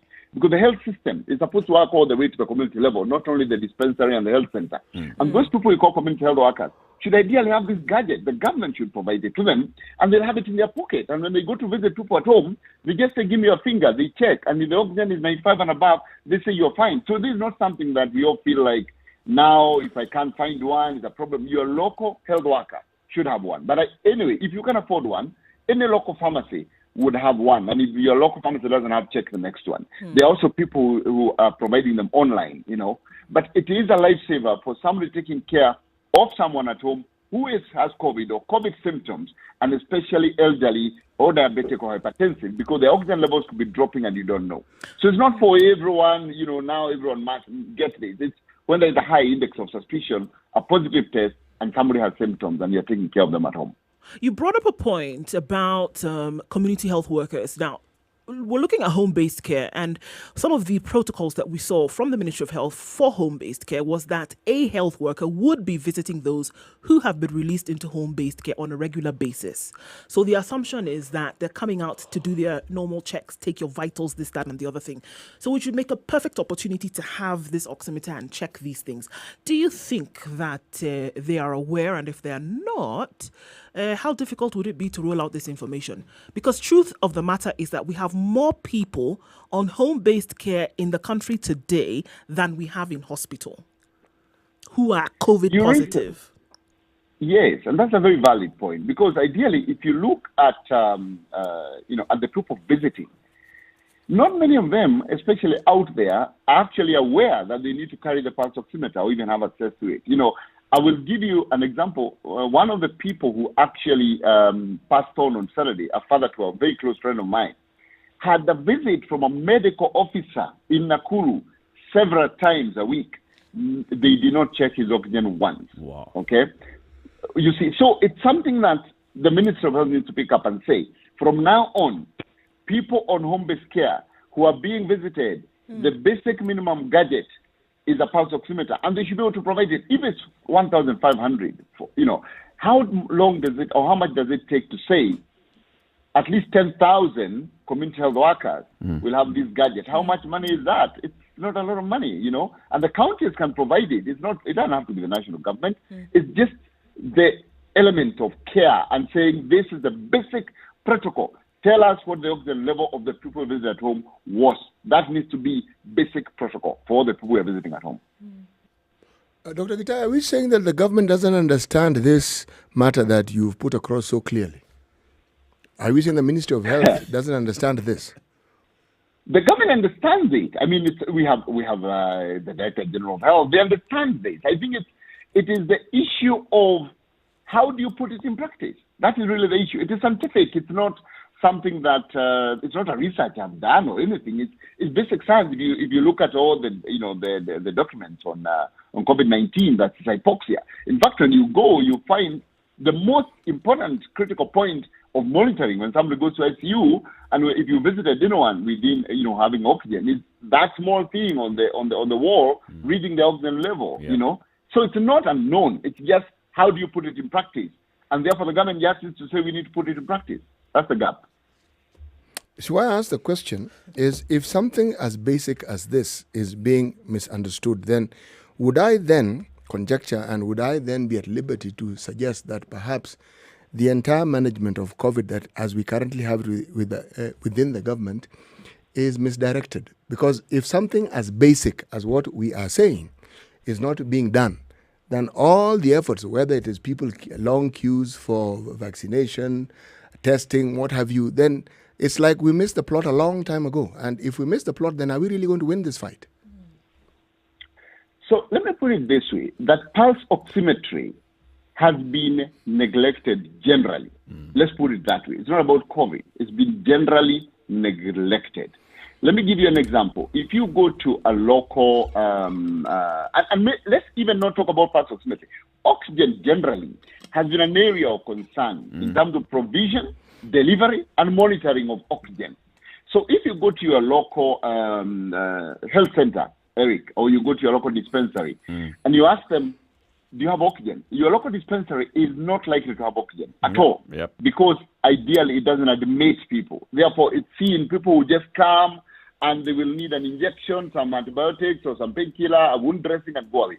But if you go to your local dispensary and you collapse because you have hypoxia, your nurse at the local dispensary, which is what we call level 2, is unlikely to know what to do, because they are not normally conversant with the use and monitoring of oxygen. I have to ask why. Sorry, before you go to that, I have to ask why at that point, before you go to explaining it further. Why would they not be aware of this? Because again, then it would appear that it would be the first port of call for some of these things. Why are they not aware of this? So in school, they are nurses. They are trained on the use of oxygen. But in terms of service levels, it's the government puts the effort where the efforts are most needed. So it's rare that someone can come to a dispensary and require oxygen. It's very rare. So in a health system where you don't have optimum resources, you then decide where to put your resources, if you understand what I mean. Yep. Okay, so that's actually the issue. So you decide that because people are more likely to need oxygen from a health center upwards, especially in the health center, what we call level 3, is where women deliver largely. That's the health center. That's where the maternity units are. So because women are likely to need oxygen during delivery, then you are likely to find a cylinder of oxygen in a level 3, not a level 2, because a level 2, which is a dispensary, they are told if you have a pregnant mother who is in labor, refer to a level 3. So you get what I mean. So in that level 3, because women were delivering, and those are the majority of the clients that actually are dealt with, that women and children, you're likely to find oxygen. In what form? In a cylinder. That cylinder is kept somewhere in a corner for emergency use. Ideally at that point, there should be a pulse oximeter. Now, that pulse oximeter in government, normally government does things in big ways. I don't know why. Everything has to be big for government. And therefore, it needs to be a big monitor somewhere on a wall. Okay? And that's the approach. And because a big monitor somewhere on a wall is not available, then it's available in a level 4, because now that's a bigger hospital, you can afford that big thing. But this is so simple, but somebody will say, if you have this in a hospital, they'll be pocketed, somebody will forget to return it, will get lost. Are you getting? These are just complications, systemic complications. But it is such a simple gadget that, if we made it policy, and we said every health worker must have the following things, and it's not just this, by the way. So this is not the only thing that's lacking for community health workers. So let's say, even at the health center or dispensary. So let's say the first thing you need is the blood pressure machine. A health worker going to the community should have a blood pressure machine, because there are people with hypertension, and if you visit them without checking where their pressure is on that particular day, they could have a stroke later in the day, and yet there's someone seeing them. The next thing is a glucometer for checking blood sugar for people with diabetes. Again, it is probably 3 times this. It's a small gadget like that. A blood pressure machine is a physical thing you go and measure. And then there is this, especially for COVID. This is not a regular thing you need on a regular visit because you rarely find people having that low hypoxia who are at home, except now in COVID. So those are simple gadgets that you can put in the hands of community health workers that can save lives. So it's about policy, it's about the system, it's about institutional management, it's about governance. It's a very complicated, it's not a one answer kind of question. You know, my experience in visiting health facilities to the very basic level is that they always have a thermometer. And when people present themselves, they always check your temperature, okay? Now, a thermometer is not a big gadget. The thingy-majig that you put on your finger is also not a big gadget. So this, when I made the statement and said we seem to be misdirecting our efforts, the bulk of the people who actually end up dying because of COVID have problems with oxygen levels. Meaning, if you detect that low level at an early phase, you will be able to manage this person and they don't need to get to that critical position where you need to take them to an ICU and meet all the attendant issues that have to go with that condition. So, something basic, something fundamental. We have an entire ministry that deals with these things. Yes, we understand that our health has been devolved. But this 1,500 shillings, let's even make it 3,000. That can't be a gadget that even our counties cannot afford. Why do you think they aren't doing it? Let me tell you something. I think when we went round to the counties last year to check out and make sure that they had enough isolation wards for COVID patients, we talked to them and we said, make sure. In fact, for me, I have always known that this thing, if you have a place where you are receiving COVID patients, and you are receiving them, and the first thing that we do, if you've seen, especially in hospitals, is take temperature. Yep. So either thermometer, as you're saying, or the thermogun, okay? In my view, if you are in a dispensary or the health center and you are receiving COVID patients, the minimum gadget you should have other than the thermometer is this. Because you can have somebody walk in, and because you are not able to test for PCR or for COVID test at a dispensary or even at a health center, they don't test. They take the sample, and then they send it. One of the basic things you must do as you take that sample in somebody who is symptomatic is check their temperature. Because then that can tell you whether we have the test, whether it's going to come 24 hours later or 48 hours later. We at least know that this person is saturating oxygen, and therefore they're not at risk of collapsing and dying when we send them home. This is a gap I'm calling upon the ministry and other people in the counties to actually address. This is basically the point I'm making, that home-based care for people who are symptomatic COVID, and especially the elderly, should not happen without monitoring the oxygen levels of those people, because they'll collapse. And when they collapse, or even by the time you catch them, they get difficulty in breathing because of this silent, it's actually called silent hypoxia, that you have hypoxia, but your body, the COVID virus has found a way of your body managing the low oxygen without you knowing. It's a very unusual. It's not something that's very usual.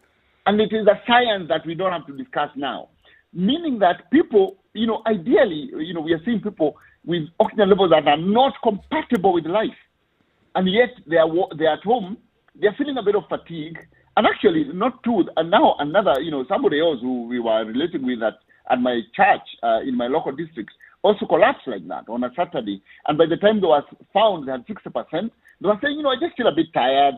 I'll stay in bed, I'll heal, I'm fine. Right. Until somebody said, no, we have to check your oxygen. And by the time they went to hospital, it was 60%. So by the time they were being given extra oxygen, it was too late. This is what I'm saying, that it is a basic policy issue, that anyone visiting someone at home, the counties should facilitate the community health workers to have this gadget. But if you can afford it and you're taking care of somebody at home, please buy one of your own. Dr. Getahi, if you have this and you notice that your levels are dropping, so yours was 96 just when you checked the other time. So if you notice that you're saying when it goes below 95, then you start taking greater concern. What should you do? Let's say it's not below 80, it's there at 93. What happens? What do you do? So let's put it this way, that number one is that I think now that we're here, we may as well explain to people. So this gadget has two readings. The first reading is the oxygen, which you have to know. That's written SpO2. It's obviously supposed to be used by health workers, but now it's so basic you can actually use it. So the first reading is what's written. That's the oxygen saturation. The other one is the pulse rate. So people need to know, because somebody called me yesterday and said, is one the upper side and the other one the lower side? I said, no, there are two readings. So we also have to be aware. So when you look at that, the 96 is my oxygen level, the 89 is my pulse rate. You can see it says PR, pulse rate.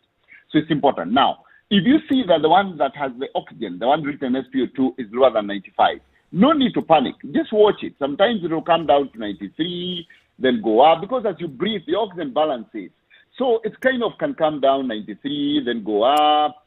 But if it starts going below 92, and then you notice it's consistently below 92, and then it's going to 90. Now, what you need to do, because it's not like now there's an emergency, it's that now you need supplementary oxygen. So you need to go to your local facility and say, my oxygen levels are low, and they can confirm that again. And this is why it's kind of an alert. It's not something that now makes people scatter around. It's an alert that now you need to go to a facility. They check and confirm, and if indeed it's low, they'll put you on low an oxygen mask with supplementary oxygen. Because basically what it means scientifically is that if you look at the normal oxygen, you and I now are talking, we don't have oxygen on our, mask oxygens and stuff. It's because our lungs are healthy and we are able to extract enough oxygen for our bodies from the air. The air has 21% oxygen. So when we are breathing it in, that 21%, the lungs are skilled enough to extract enough of that 21% and give your body 100% or 99 or 98%.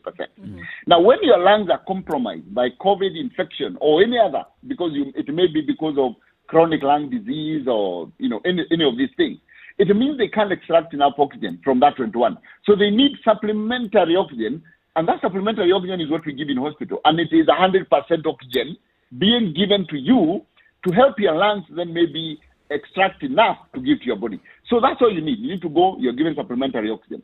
Now, if your oxygen levels your lung infection is so bad that even oxygen through the mask is not helping, then you give what we call high flow oxygen. So you give a mask, but it's pushing air into your lungs.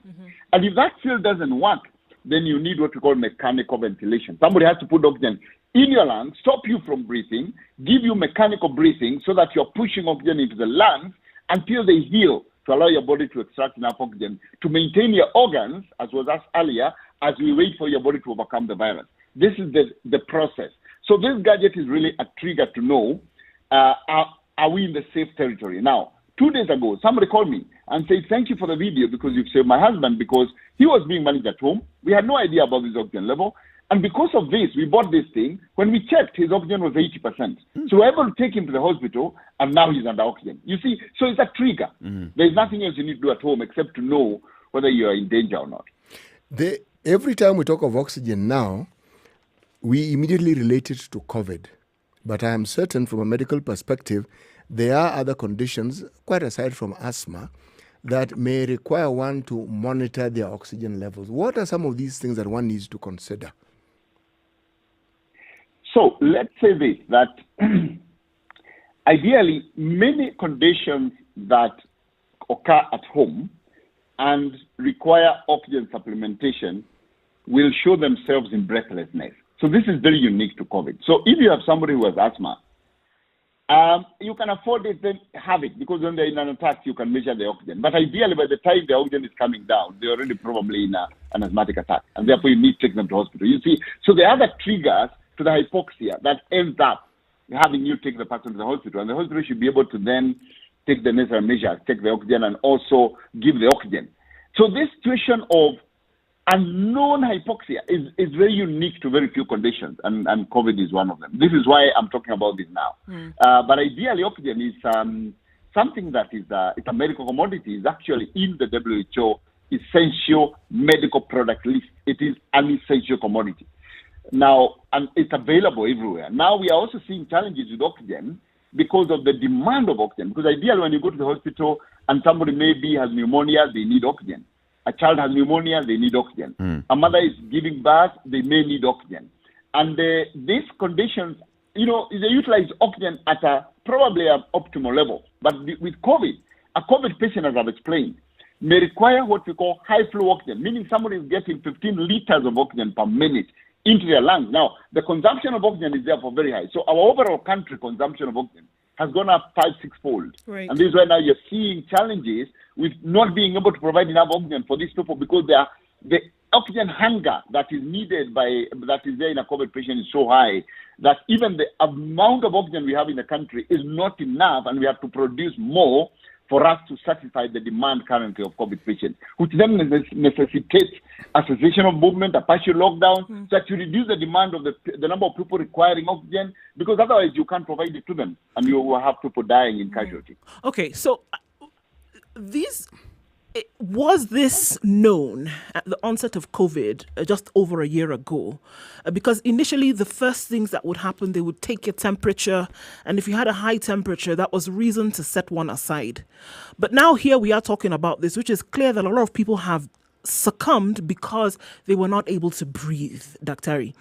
So even at the point where we're still doing the checking of washing hands and sanitization, is that too far a point to have even these oximeters at? Because you've told us, and from what we've seen, is that people may not have any other COVID symptoms and they may be feeling tired, and then you find out that oxygen levels were low. And maybe they took a test previously and were negative. Is it too much to even say at the points where we are taking temperature, at the points where we are saying wash hands, shouldn't we be checking on folks at those points as well? Is it too far a cry for that? Because people may not have any other symptoms, but may be tired, and we've seen people who've collapsed and didn't have any other symptoms. Yeah, it's quite complicated. You see, initially when we saw this disease arising in Wuhan, we were seeing videos of people collapsing in the streets, if you remember. And that's what actually started, we were seeing all these videos, what's going on. So it's something that has been known for a long time. Okay. So this, ideally, then, we know what the government response would be. Number one, wash hands and social distance, and that's preventive. That's a preventive measure for you not to get the COVID. Now, if you then feel unwell, or you have a fever, or you're coughing, then you go to your facility, and they will check your temperature and then do a test on you. Now, at that point when they're doing the test and you have a fever, that's why we are saying they should also check your oxygen level, because if it's advanced, then it's likely that you may have hypoxia, and therefore they should be able to check. And indeed, in the clinical guidelines for managing COVID, this is known, and therefore, people should have been doing that. It's just the practicality of ensuring that every single place where people are going has a pulse oximeter. That's what I'm saying, is the practical implementation of it that is the issue here. But it's not new science. Okay. Dr. Gitahi, we want to thank you very much for sharing this information. And like you've said, even after you shared this information, many people got in touch with you and said, this is information that we didn't actually have, and we didn't know that this is something that was possible. One critical concern, though, is there a possibility of false readings from these pulse oximeters, where somebody sees that, their levels are at 88, and maybe it's just a false reading?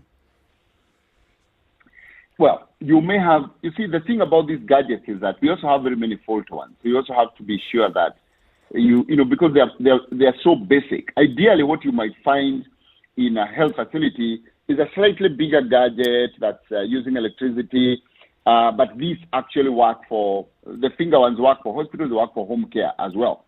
So there's maybe a faulty one. But the point I'm making here is that if it's faulty and give you a reading of 88 or 85 and you don't have another one to confirm, then go to the hospital. That's the point here. That even if it's a faulty reading, it triggers you to say, well, I need to recheck, or I need someone to check it. Rather than where you are completely blind and you do not know, and then suddenly, by the time you go to hospital, you are 60 or 40%. Yep. A friend of mine took their sister to the hospital. They were at 40%. By the time they got to the hospital. What? Yeah, to MP Shah, 40%. So they went straight to ICU.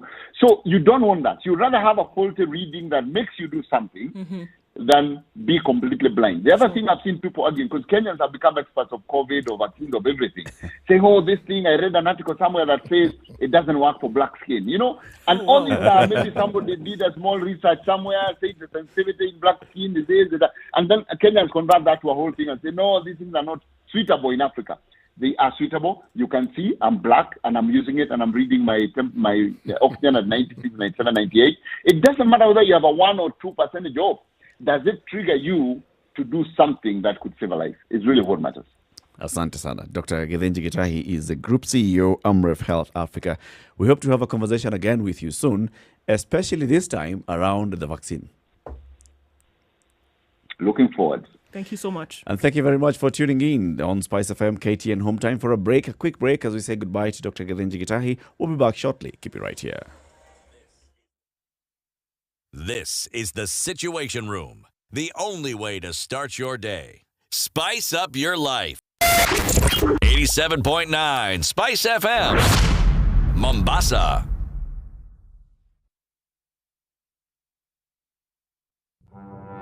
Have you seen them? Am I lying? Yes, it's a very nice outfit, I must say. Good Thank job. you. Asante sana. The compliment is well received. Good morning and thank you. Evan Nosingishi was asking me what channel is Spice FM. 96.7. Tell them that, right? Yes, now they know. Thank you. It's a pleasure to be here. Pleasure to have What you. a beautiful studio, my friend. I've been to other radio stations, but I've never seen anything like this. Thank you. And it's very nice to be in a modern studio. Absolutely brilliant. And I have to say, it's a very cool ambiance here in your radio room. Just for our listeners, I think it is below zero in this room here. Very Swiss temperatures.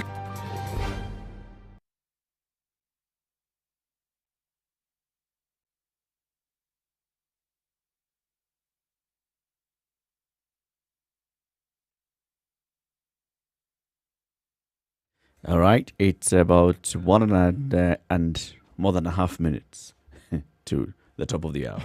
Very many questions and comments coming in on what we're having a discussion with Dr. Gitahi. So, some of these questions, we're going to forward them to him, and then he'll be able to respond on our social media platforms. So there are quite some, a lot from the same person. Is it possible to get small oxygen packs or cylinders for use in homes? Well, yes. And of course, question as to where you can get the oximeter. He said any pharmacy. He said any pharmacy, and we already knew the cost of that was about 1,500 shillings. Yes, I think that you then also can make inquiry about how to get those small ones for the homes. Should medical equipment in use by public be sanitized, like a BP machine? I think anything that is used in health facilities now is sanitized. Indeed. Keep it right here, and thank you very much for tuning in to this conversation. In the next hour, we shift conversations a little bit, but we'll also ask you to call in and participate in the conversation. We always enjoy hearing your perspective on the very many things that are affecting us as Kenyans, as members of this world, this little rock called Earth. This is Kenya's biggest conversation. It is the Situation Room. Well, so yeah, Kenyans have been out there complaining, signing petitions, saying do not give these people the money. Other Kenyans are raising other concerns about ARVs that have gotten stuck at the port of Mombasa. Do not give these people our ARVs. Good morning, it's 8 o'clock.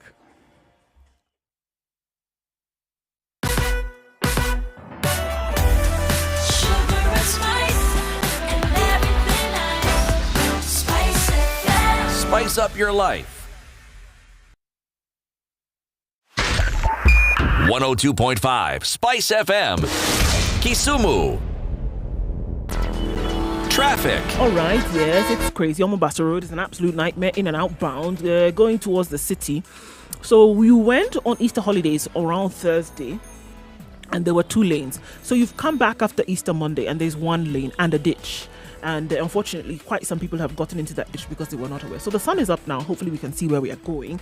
But at the same time, we hope that the construction will put on some signage so we can see what's going on. It's caused quite some traffic this morning, so we just need to be aware of that. Okay, coming out of Westlands, it looks all right. Getting into the city, not too much of an issue. All the way to the University Way roundabout. Into the city, however, then it's going to get stuck. Outbound from Nyayo Stadium through to Westlands, very, very slow this morning. We expect this to be for the next couple of months, actually. Apart from that, it's a normal thing. Kiambu Road, packed as you try to join then Muthaiga Square, getting into the city. So the normal suspects up this morning. Let's keep an eye on how things open up as the minutes tick by. Talk to us should you need to. You find an incident or accident we should be aware of. SpiceFM KE on Twitter. Text on 40127.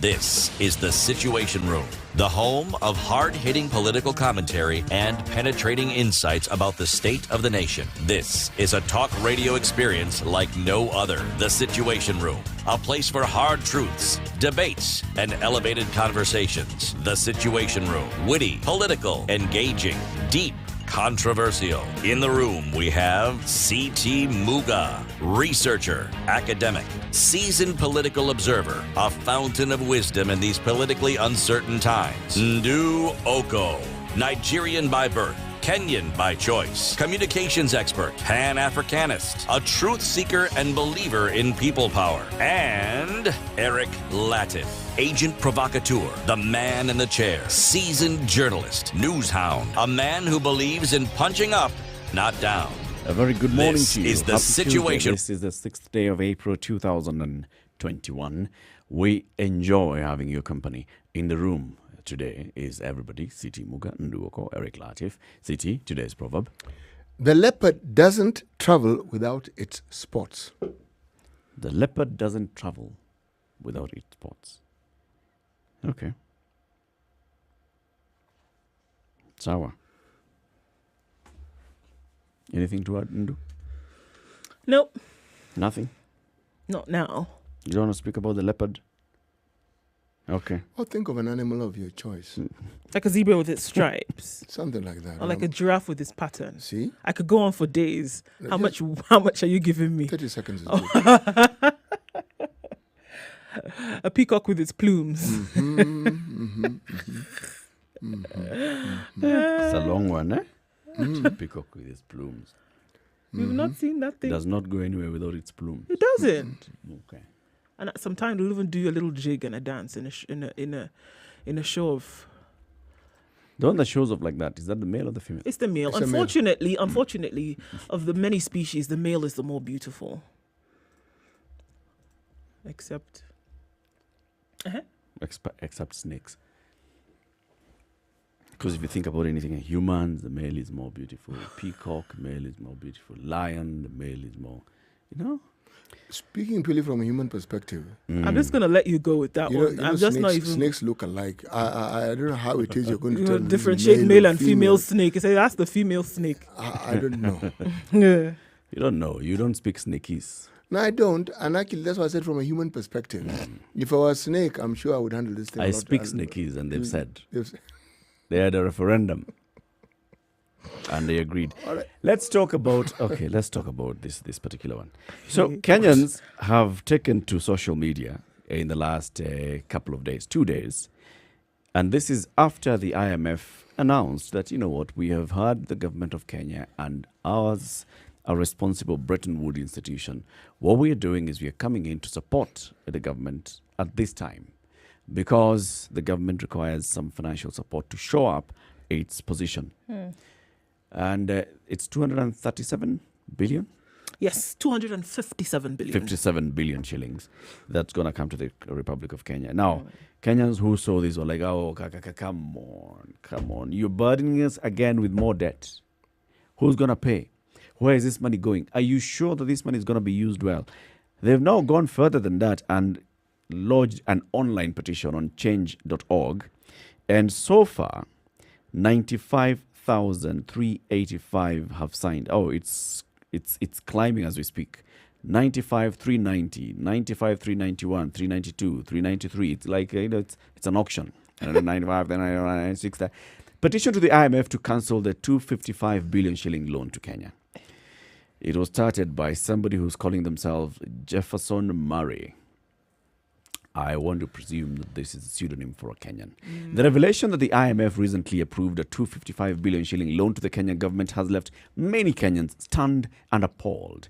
This is in recognition of the fact that previous loans to the Kenyan government have not been prudently utilized and have often resulted in mega corruption scandals. The scandals have not deterred the ruling regime from more appetite for more loans, especially from China. Right now, Kenyans are choking under the heavy burden of taxation, with the cost of basic commodities such as fuel skyrocketing and nothing to show for the previous loans. Our president is even on record lamenting that 2 billion shillings is lost daily to corruption in Kenya. This same president recently approved a luxury car grant bribe to get junior lawmakers to pass controversial changes to the constitution, punching another hole on an already shoestring budget. Furthermore, the regime has lined up a costly yet not urgent referendum for later this year, with the cost of implementing its proposal estimated at a staggering 360 billion shillings. Some of the president's close associates have been adversely implicated in the so-called COVID billionaires scam, where billions of shillings from international donors was lost in irregular tenders for PPE at the height of the first wave of COVID-19. Nothing ever came out of the president's commissioned probe into the scam. We are therefore calling on the IMF to suspend the disbursement of the loan package it recently approved until proper accountability mechanisms to ensure it will be prudently managed and accounted for are put in place. The IMF can and should do the right thing, withhold the funds until the next, hopefully more accountable government is elected into office next year. By the time I was reading this, it was 95,390. Now we are at 95,493 that have signed and counting. This is it. Yeah. Online petition. Change.org is basically a platform where people who want to raise a petition on one thing or the other go to and they vent and they express their frustration and they support a certain cause.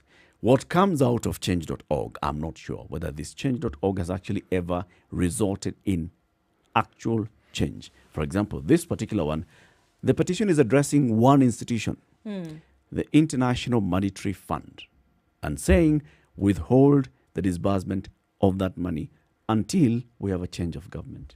Don't give it to this particular government. Has it ever worked? No. Is this likely to work? Is it a way that, there's those who are saying this is going to raise it is likely to a lot of fire and heat? It's not just fire and heat. You see, we've often spoken about the nothing that our people do beyond talking. This is a little more beyond talking. Now, there are those who will argue that these petitions are a complete waste of time, and I'm saying they are not a waste of time. Even if you think they appear to be, they are not. You see, any action that is taken and that has enjoined other people who previously were voiceless, because these numbers they talk about, those are voices being added on. Okay? Now, you may say that it's only in social media. Yes, it is, but it is a platform that Kenyans are actually adding their voice to. So it isn't nothing. It is something. It is a step. And if the government were to pay attention to something, they should pay attention to this. Among other things that they do, because this inability or reluctance or complete refusal by the government to actually converse with the citizens by explaining the things that they do so that they can be understood. So that when there's an issue, they can say, but we have explained and explain how they have explained it.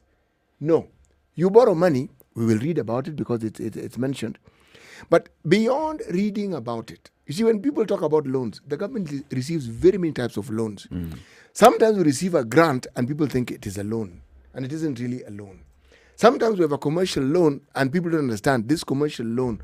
Why is it such a big issue? What is its cost? The sort of loan that we're now getting from IMF, what sort of loan is it? Now, there are those who may think, it isn't necessary to explain. And I'm saying it is necessary. Because the people you're explaining to are the people who end up paying for it. So they are your partners. You need to tell them what it is that they're getting themselves into. You're not the only one of that voice, CT. Yesterday, the Amani National Congress leader, Musalia Mudavadi, said that he wanted the National Treasury to disclose the conditions set out by the International Monetary Fund approving this loan. So he spoke to the Standard yesterday, and he said that Kenyans need to know if there would be more taxes or reforms in the civil services that could result into mass firing of public servants. He also called for transparency in managing the country's swelling debt, which is something that he has always sang. It's actually probably become his swan song now. And he has called on government to learn how to borrow without hurting the taxpayers. Now, when you ask the question about whether this will work, I think everybody's mind then is tuned to, will this petition result in the IMF holding on to the payout of this loan? That perhaps is not the only result that we should be looking at now. Will it work in terms of getting attention? 1, 2, will it work in terms of Kenyans doing more than just sitting around and saying, we hope one day things will get better? If anything, I think what this will do, honestly, I don't think that the IMF is going to take this petition into consideration and say, all right, we're going to not lend this money to Kenya. That money has been disbursed. It's not going to happen because we must also realize that the IMF is in the business of giving these loans. That's why one of the reasons why they were set up in the first place, right? So a petition coming to their doorstep to say stop it is not going to happen. Someone has already clocked in. Let's just push that one aside. It's not going to happen, right? If anything, this will be a robust attempt by Kenyans to show that we actually can be active about our sentiments and feelings about the country. That we can actually do more than just sitting and saying Serikali's idea, or in this case, Serikali don't do anything. You know, it's that Kenyans are raising their voices towards something that they hope will yield a particular result. In this case, the result is not necessarily that don't send the money. The result is that we are asking that we be listened to. And I think this is one of the things. Reveal it. Why keep it secret? If the actual initial plan was to help the country, tell Kenyans about the conditions, because let's be honest, in repaying this money, who do you think is going to shoulder the cost of paying this money back? Kenyans will. Some of the things that Mudavadi has talked about in this here, where he said, the public service, people will lose their jobs as a result of trying to mop up some money around to be able to pay some of these things back. Taxes will increase because you need more money circling so that you can actually have more to pay back. So who is going to bear the brunt? Who is going to carry the responsibility of this loan on their shoulders? And there's absolutely nothing wrong with being transparent about what is, unless, of course, there is something that you're trying to hide. But in terms of saying this petition is going to reach the doors of the IMF and then they'll say, stop, forget it, it's not going to happen. But is there something else in terms of robust activity by Kenyan citizens to say, we have had enough? I think that's where you'll get your result. Then in that case, maybe we are addressing the wrong person. Not the IMF. IMF is not who you should be addressing. Yes, because here we are. Okay, so the petition is basically saying, stop the IMF from disbursing the money, blah, blah, blah, this and the other. And talking about, transparency and accountability. That is the basis of the complaint. That even the other money that has come for budgetary support in the last 1 year, and yesterday we had that headline, 1.2 trillion shillings borrowed by the government of Kenya in the 2020 year, we are saying accountability for the usage of that money is not very clear. Now, should we be addressing the people at the Bretton Woods Institution in Washington and saying, you don't disburse this money? Or should we actually be addressing somebody else? And I think we should be addressing somebody else. This whole kelele by Kenyans on social media, much as it is very good for people to express themselves, I think is misdirected. In my opinion, a petition should actually be lodged on our parliamentarians. Because those are the ones who are mandated by our constitution to be the watchdogs of how the executive is spending its money, the executive is borrowing, the conditions for every loan that comes into this country, and also budget.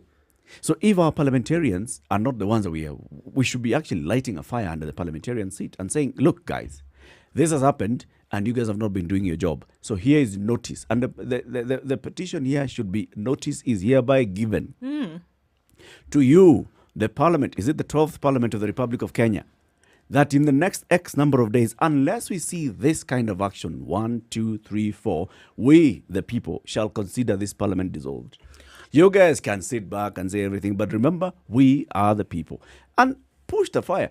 Yesterday we were seeing these MPs, KJ, Susan Keheka, Ishongwa, and the others, calling a press conference outside a hotel, and where they're saying, the president has a duty of care to do this and the other. No, members of parliament, you have the duty of care to make sure that these things are happening. That's the job of parliament. And I think our petition should actually be saying, members of parliament, John Kerry, Susan Keheka, Senator, Ishongwa, and all the others, we are putting you on notice. Money is coming from the IMF. We want to get the details of that money. We want to get the details of what the National Treasury intends to do with that money. And we want you to tell us how you're going to make sure that that money goes to its rightful use. Does this short of any conversation about that, all of you guys, we the people shall consider that we don't have a parliament. That's it. That now can work. Does this current borrowing go beyond the ceiling that had previously existed? Not yet. Yes, but the ceiling that existed was okayed by Parliament. Same Parliament, yes. Precisely. Meaning, in the absence of Parliament acquiescing to these things, they would not happen. So you are spot on, Eric. Much as, yes, the focus is on IMF, it is good. At least we've aimed high. But there's a lower, easier, low-hanging fruit. It's called parliamentarians. These ones are with us here. It's interesting as you say this, because then addressing the IMF in the way in which this petition has come, there's a silent, salient belief that this organization, because of its setup and how it runs, that they will do something about it because they have a kind of sanctity in their operation. And you don't take it to the people that are at fault because you don't expect them to do anything about it. That you see the rot that has been running about in the country, and so you say, hold on a minute, it's possible that this global body could be the one that could actually do something about it, because these folks here, the way you're talking about it, have been joking for the longest period of time.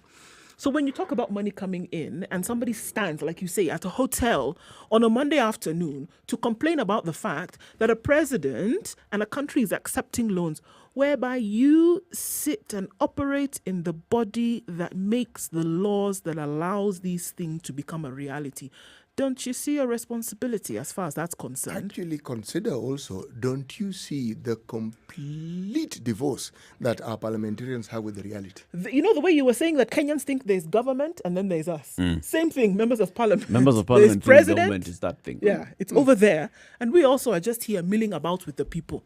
It's like they've removed themselves from the responsibility that they put into motion that brought about this situation that we're talking about here. They're the ones who put it into motion. So suddenly it's not their issue. Suddenly. Now, when you have a parliament that is so far removed from the reality of the people whom they purport to represent, then we actually don't have a problem. We're in dire straits. Completely dire straits. Because by the time a group of people who ordinarily are actually intelligent, clear, articulate, call a press conference to say the things they're saying, they parted ways with the reality a long time ago. You should actually be then quite worried about who your leaders are. No, we're already worried. And getting more worried is not going to help the situation. Eric's suggestion of focusing our attention on these people is what ought to be done, because they're here with us. And with all these COVID restrictions, they're not going anywhere. Yep. They can't fly to the UK. That can't happen. They're not going anywhere. If there's a TIFF currently, that would happen. Yes, not only do we know that they're in the country, we even know where they live. These are people we know. Yes. So if you want to apply pressure, because they never feel this pressure. They don't. They don't feel the pressure That's at why all. they can shamelessly call a press conference and say, we are addressing this press conference and say these are the things that we want to say. Let me quote Susan Keheka, the senator. Taking cognizance of the recent government borrowing from the IMF, despite our concerns and those of many Kenyans of the huge debt burden that Kenyans have to already bear, and in order to ensure that the funds are utilized optimally to support the economy as intended, we propose that the first disbursement from the IMF be specifically appropriated towards the acquisition of vaccines in an open and cartel-free system. What are you telling us? Go suck a lemon. I mean, what on earth? I mean, you are telling us that you're with us. Were you with us when These are concerns we've raised before. Were you with us when you very, very shamelessly allowed the government to raise that debt ceiling that has brought us to our knees now, because they did it. It's them who did it, and they did it on our behalf purportedly. Now suddenly they're with us. How? At what point are we together on this matter here? At what point? You know, Eric, every once in a while you come up with something that is borderline genius. This one isn't borderline, it actually is. No, this one is, because in all honesty, when people come together and put their mind to doing something like these Kenyans have, yes, appropriate, wonderful. I would even add that in addition to addressing the IMF, just take that same concern and lay it at the doorstep of this thick and fast, and gain momentum right across the country, so that it is a mode of expressing what we think should or should not happen, and let them know that they will not be able to make those decisions that they're making and not have a backlash. Look at this parliament, okay? This parliament was presented with a budget monetary policy statement for the next financial year by the National Treasury. It went to the relevant committees, it went to the full house, and they, despite raising a couple of concerns here and there, they passed it as it is. This parliament recently passed a supplementary budget just last month. Supplementary budget. And the only thing that they raised a huge noise about was because of the delays in the disbursement of CDF. That's it. The Speaker of the National Assembly had communicated and said, we don't have much time to discuss this thing. Shortened the time for debate. Members of Parliament come in and they eat some part of that time that has been allocated by walking out so that they can protest that the CDF has not been disbursed. When they come back in, no other conversation happens around the content of the supplementary budget, where they ask themselves, we have received information that we are likely to have a spike in COVID-19. What is the government going to do to ensure that Kenyans are safeguarded during this time? None of that. They passed the supplementary budget. The president calls a lockdown. MPs are among the first ones to say, but Mr. President, you should have made sure that people are taken care of. What absolute nonsense is this? Who did we elect, my friends? Hey, it looks like the people we elected were replaced by some alter egos that we didn't fully understand. But what is certain is that all this pressure that seems to be piling on the IMF won't feel the pressure. It's not pressure. They will not I feel think it. there's no pressure on the IMF at all. As far as they're concerned, somebody is blinking and that's it. It doesn't mean anything to them. But you must also understand and realize that the IMF also enjoys this position whereby they're able to continue to lend you money and keep you at a particular position. That's their job. That's what they were created to do. So this is but a blip in transmission, and they just continue with what they're doing. The likelihood of them even reading this petition is also quite low. So yes, I agree that energies need to be redirected, but then you have to go further and ask yourself, are Kenyans ready to face this problem head on? Are Kenyans ready to say that the people who, and I keep saying, your leaders show you what they think of you. Believe them. They show you how they really hold you in regard. And you're asking the question that all this time, is it now that they're saying they really care about the position that Kenyans are in? When we've talked about Kenyans starving, when we've talked about looking at what the experts tell us about how COVID-19 will experience a spike in the next few months, but you didn't take that into consideration when you were passing the supplementary budget. So long as the CDF funds were catered for, everything else then flew through into the window, out the window. You didn't take that into consideration. But are Kenyans ready to face this monster head on? To say truly, what we are dealing with now is not a matter of the IMF or any external body. These are homegrown problems which truthfully require homegrown solutions. Are you ready to face it head on? If you had a sitting right now with your member of parliament, your MCA, your whomever who goes to represent you, are you going to be dealing with these issues and ask, come on, Susan Kehika, what were you people talking about yesterday?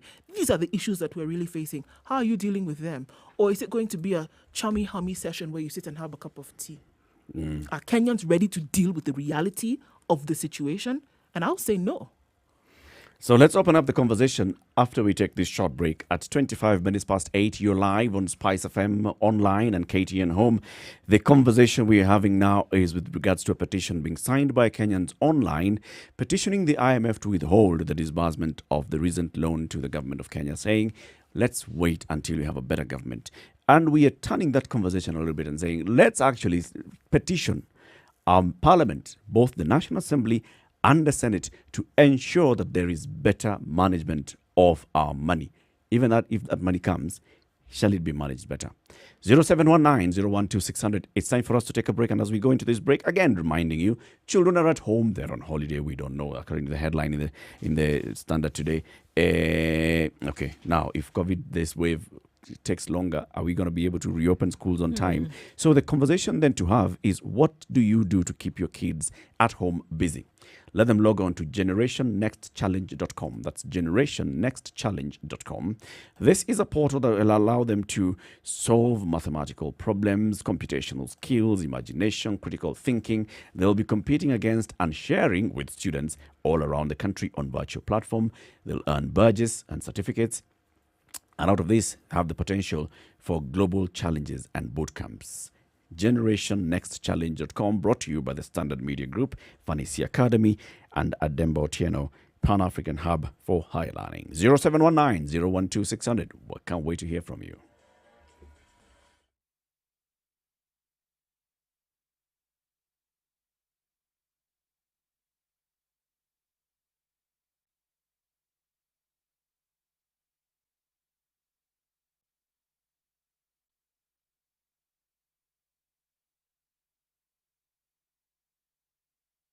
Spice FM. Hey, it's getting hot in here. The media has greatly contributed to the moral rot that we experience in this country. I remember a senior politician telling me, point blank, nobody steals in the field, it's stolen in the granary. So my friend, if you're going to win an election, jipange kwa granary. I think we are suffering from Stockholm Syndrome. Our violator and abuser is also our redeemer in our mind. The whole political class, the whole political institution is rotten. It is based on ideals that cannot progress our country forward. This is the Situation Room, the only way to start your day. Spice FM, Nyeri. All right, it's cloudy in Nairobi now at 18. Chance of showers coming back later. Highs of 24, lows of 17.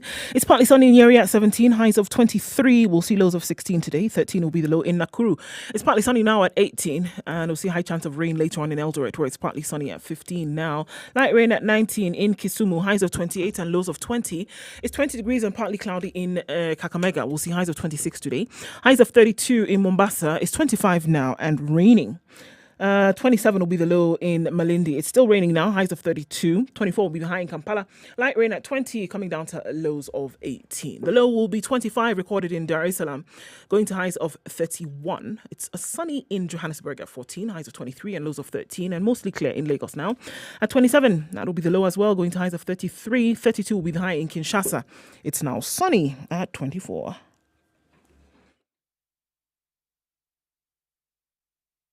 Spice FM. Spice up your life.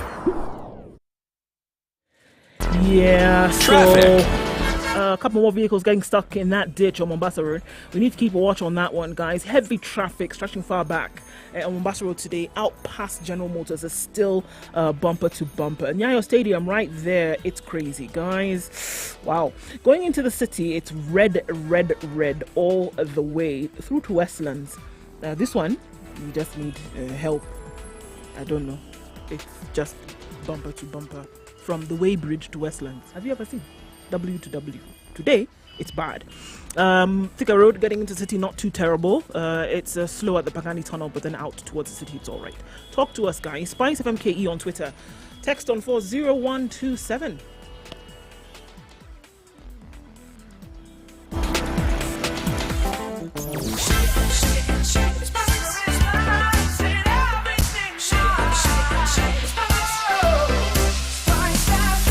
Spice up your life.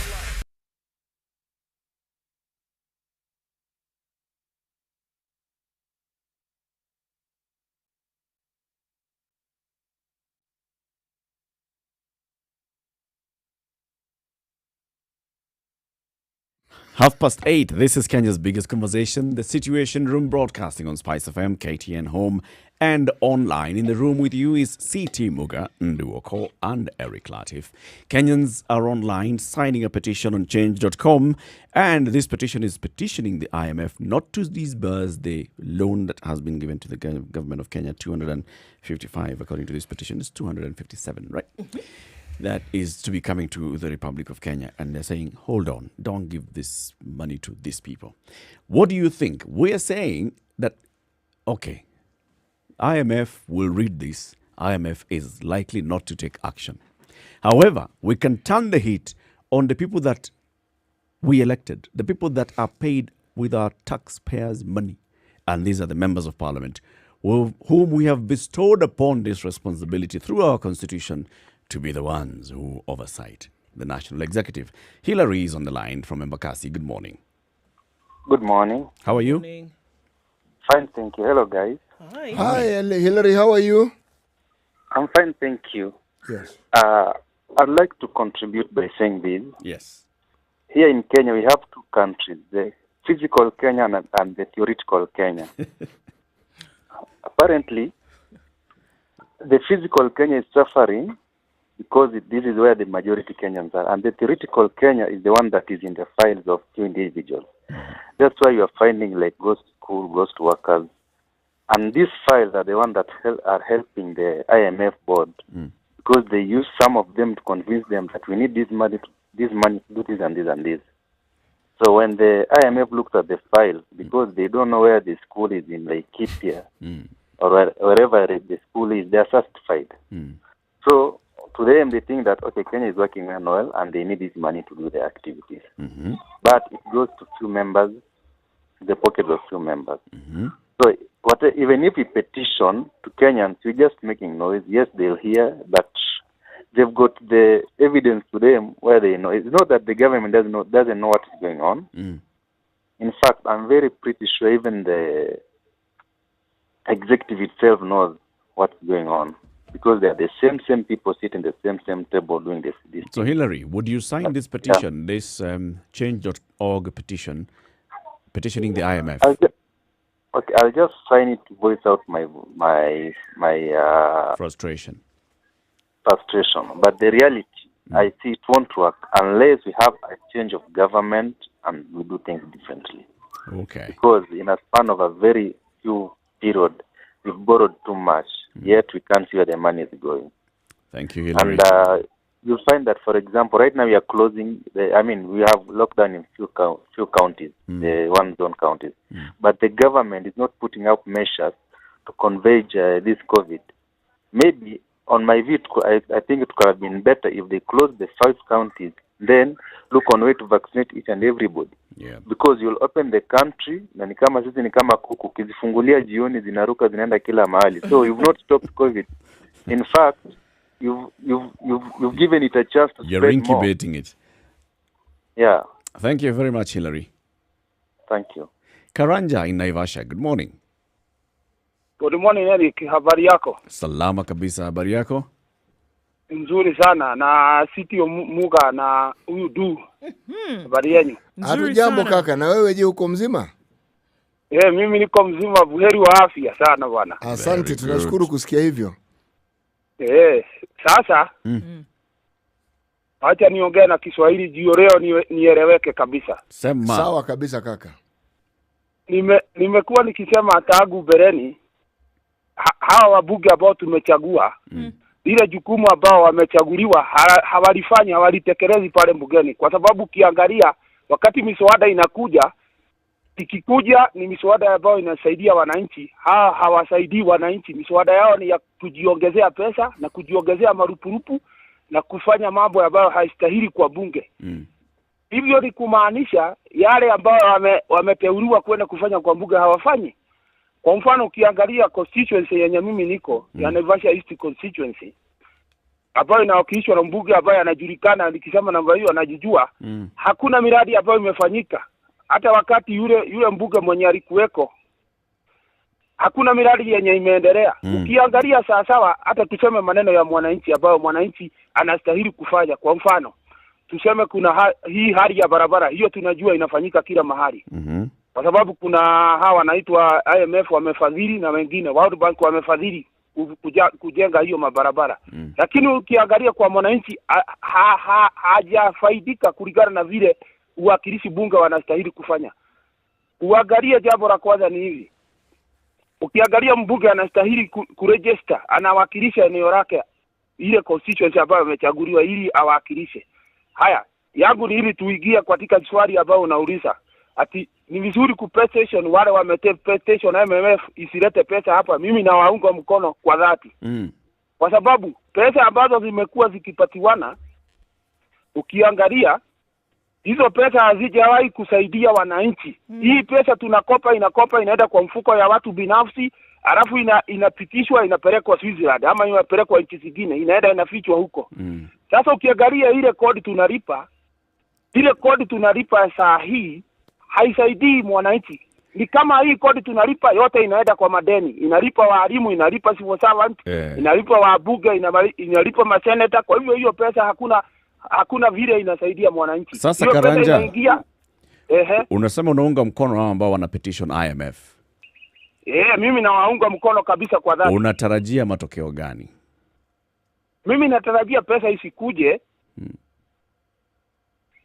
Pesa isiingie. Ili ile pesa yenye itashikwa, kwa sababu mabunge maseneta wamekosa majukumu lao. Yenye inastahili waenda watekeleze kwa bunge. Wawakilishe wananchi ili wananchi waweze kufaidika. Lakini ni kama tulichagua mbunge ama tulichagua seneta na akaingia kwa bunge, baada ya kuingia kwa bunge yeye mwenyewe anajitafutia yake, tumbo yake ndio inatafutia. Sasa kuna kitabu nilisoma kinaitwa Tumbo Lisiloshiba. Sasa hii tumbo haishibi bwana. Hata tukiweka ugali, tuweke wali, tuweke kila kitu, hii tumbo haishibi. Bado inaendelea kuitisa. Kweli. Asante sana Karanja. Asante sana bwana Eric, nashukuru. Thank you very much. Jadid in Mombasa, good morning. Good morning Eric, good morning Du, good morning Muga. Good morning sir, how are you? I'm very well, fine, thank you. How is Nairobi? How are you doing with the lockdown? It's raining. The lockdown is being rained on. Okay. Now, this is very simple. And, in politics, it's about interest. There was a time I learned this from Babayao, that is Waititu, when he was the MP for Embakasi. So when you are seeing these MPs agitating for their CDA funds, it's about interest. Then Mwalimuga, you are forgetting a very simple thing. Yes. Have you forgotten about the advisory letter from Mr. Maraga on the table of in the House of the Hill? So there is nothing which can be implemented to go against the executive. The parliament cannot oversight the executive properly as far as there is that advisory letter on the table. What if instead of saying you MPs, your biggest danger is the executive, the head of the executive, the president, we tell them your biggest danger is we the people. If by the end of April we don't see any work that has been done, it doesn't matter whether the president prorogues parliament, we shall prorogue this parliament. No. There's a very big. The letter is a bigger problem than Mwananchi. With Mwananchi, they can hold on to that because nobody is ready to go for an election, and everybody knows that the election maybe is going to be next year. So we are postponing the problem. So they cannot take that chance to go against the executive. Nobody can take that chance. The point you make is a valid one, but you see, it is true only insofar as the reality we have is that the citizens have actually never exercised the powers that they actually have. Exactly. The power of recalling. We have lots of powers, we just don't exercise them. There's a phrase that says you can't knock it till you try it, right? You can't really experience what would happen if you try it, because it has never been tried. It has never been done. What we're talking about now, facing this problem head on, it has never happened. Kenyans have never done it. I can feel and I can hear the frustration. I can't see a resultant action from this frustration. Okay, I agree with you now. Now let's go to realities. We can have some people who are going to petition the parliament on this issue. Then amongst the citizens, there's going to be another group unajua wanasiasa wetu watakufanya tena watu wengine, you are saying yes ama you are saying no, then there's going to be another group coming up with which is going to against what you are agitating for. Right. That is politics. Everything is politics in Kenya. Nice. That's very true, Jadid. Thank you very much for your contribution. Thank you too. Let's stay in Mombasa. Samson, good morning. Good morning to you guys. How are you guys doing? Good, very well. We are well, thank you. Good. I understand where you guys are coming from when you're saying Kenya's anger and petition is addressed to the wrong angle. But then I also want you to look at it this way. Okay, Kenya is pretty much a very small country in this whole global IMF scale, right? Yes. But then what Kenya is doing is Kenya has gone to the IMF and said, say, our parents have a drinking, or my father has a drinking problem, quote unquote, right? And my father is coming to you to borrow some money, which the family will have to pay. And we know for sure that this money is not going to be spent well. So we as a family are coming to you and saying, kindly do not lend this money to our father, okay? The IMF might be big and is a business, I understand. But the IMF also has an obligation to listen to the citizens of the country. If the citizens of the country Actually, they have no obligation. They have no obligation whatsoever. You see? They don't. We wish they did. We wish it would be very nice if they did, but they actually have none. That now brings me to my what I actually have in mind. Then does that mean maybe the IMF is flawed by design? No, it's deliberate in design. They knew exactly what was doing when they came up with the IMF with the IMF in the first place. They knew what they were doing. It was not flawed. What you see, the operations as we see them now, is exactly as it was designed to be. Correct. So now, if Kenya does this, another country does this, and a third country does the same, and a country that is perceived more functional than other three, there'll be pressure for change. That's true. Okay. Then the record will show that this started in Kenya. So let Kenya do this. Let Kenya go and knock at IMF's door, so that tomorrow Uganda or tomorrow Rwanda, another country, can go and knock on the same doors. Then someone might actually say, wait, there actually could be a problem here. Okay. Yeah. Samson. So we might be directing this at the wrong channel, but we are trying to find a way to make. Maybe it's the tool that we're using. That change.org petition. 150,000. I think what Samson is saying has merit. Yes. What he's saying has merit. You see, it is important for IMF to take note that we are uncomfortable. Yep. The numbers aren't adequate yet. IMF knows very well that these are supposed to be the elected leaders representing their people. If a large enough number of people, the numbers we have right now are not large at all. They are a dot, okay, a rather small dot. If the numbers were large enough, what you're saying would be true. Yeah, and do you think the IMF doesn't know that the issues of corruption or mismanagement or misgovernance they know. in the country? Of course they do. They know. They do. Samson, thank you very much for your call. Thank you very much, guys. Let's hear from Dennis in Nyeri. Good morning. Good morning. Oh, good morning. Well, should we laugh with you first before saying good morning, or should we just say good morning and then probably laugh after? Whichever way you may like it, but first of all, but you're going to tell us why it is you find the morning so amusing, won't you? Seriously, let me just tell you one thing.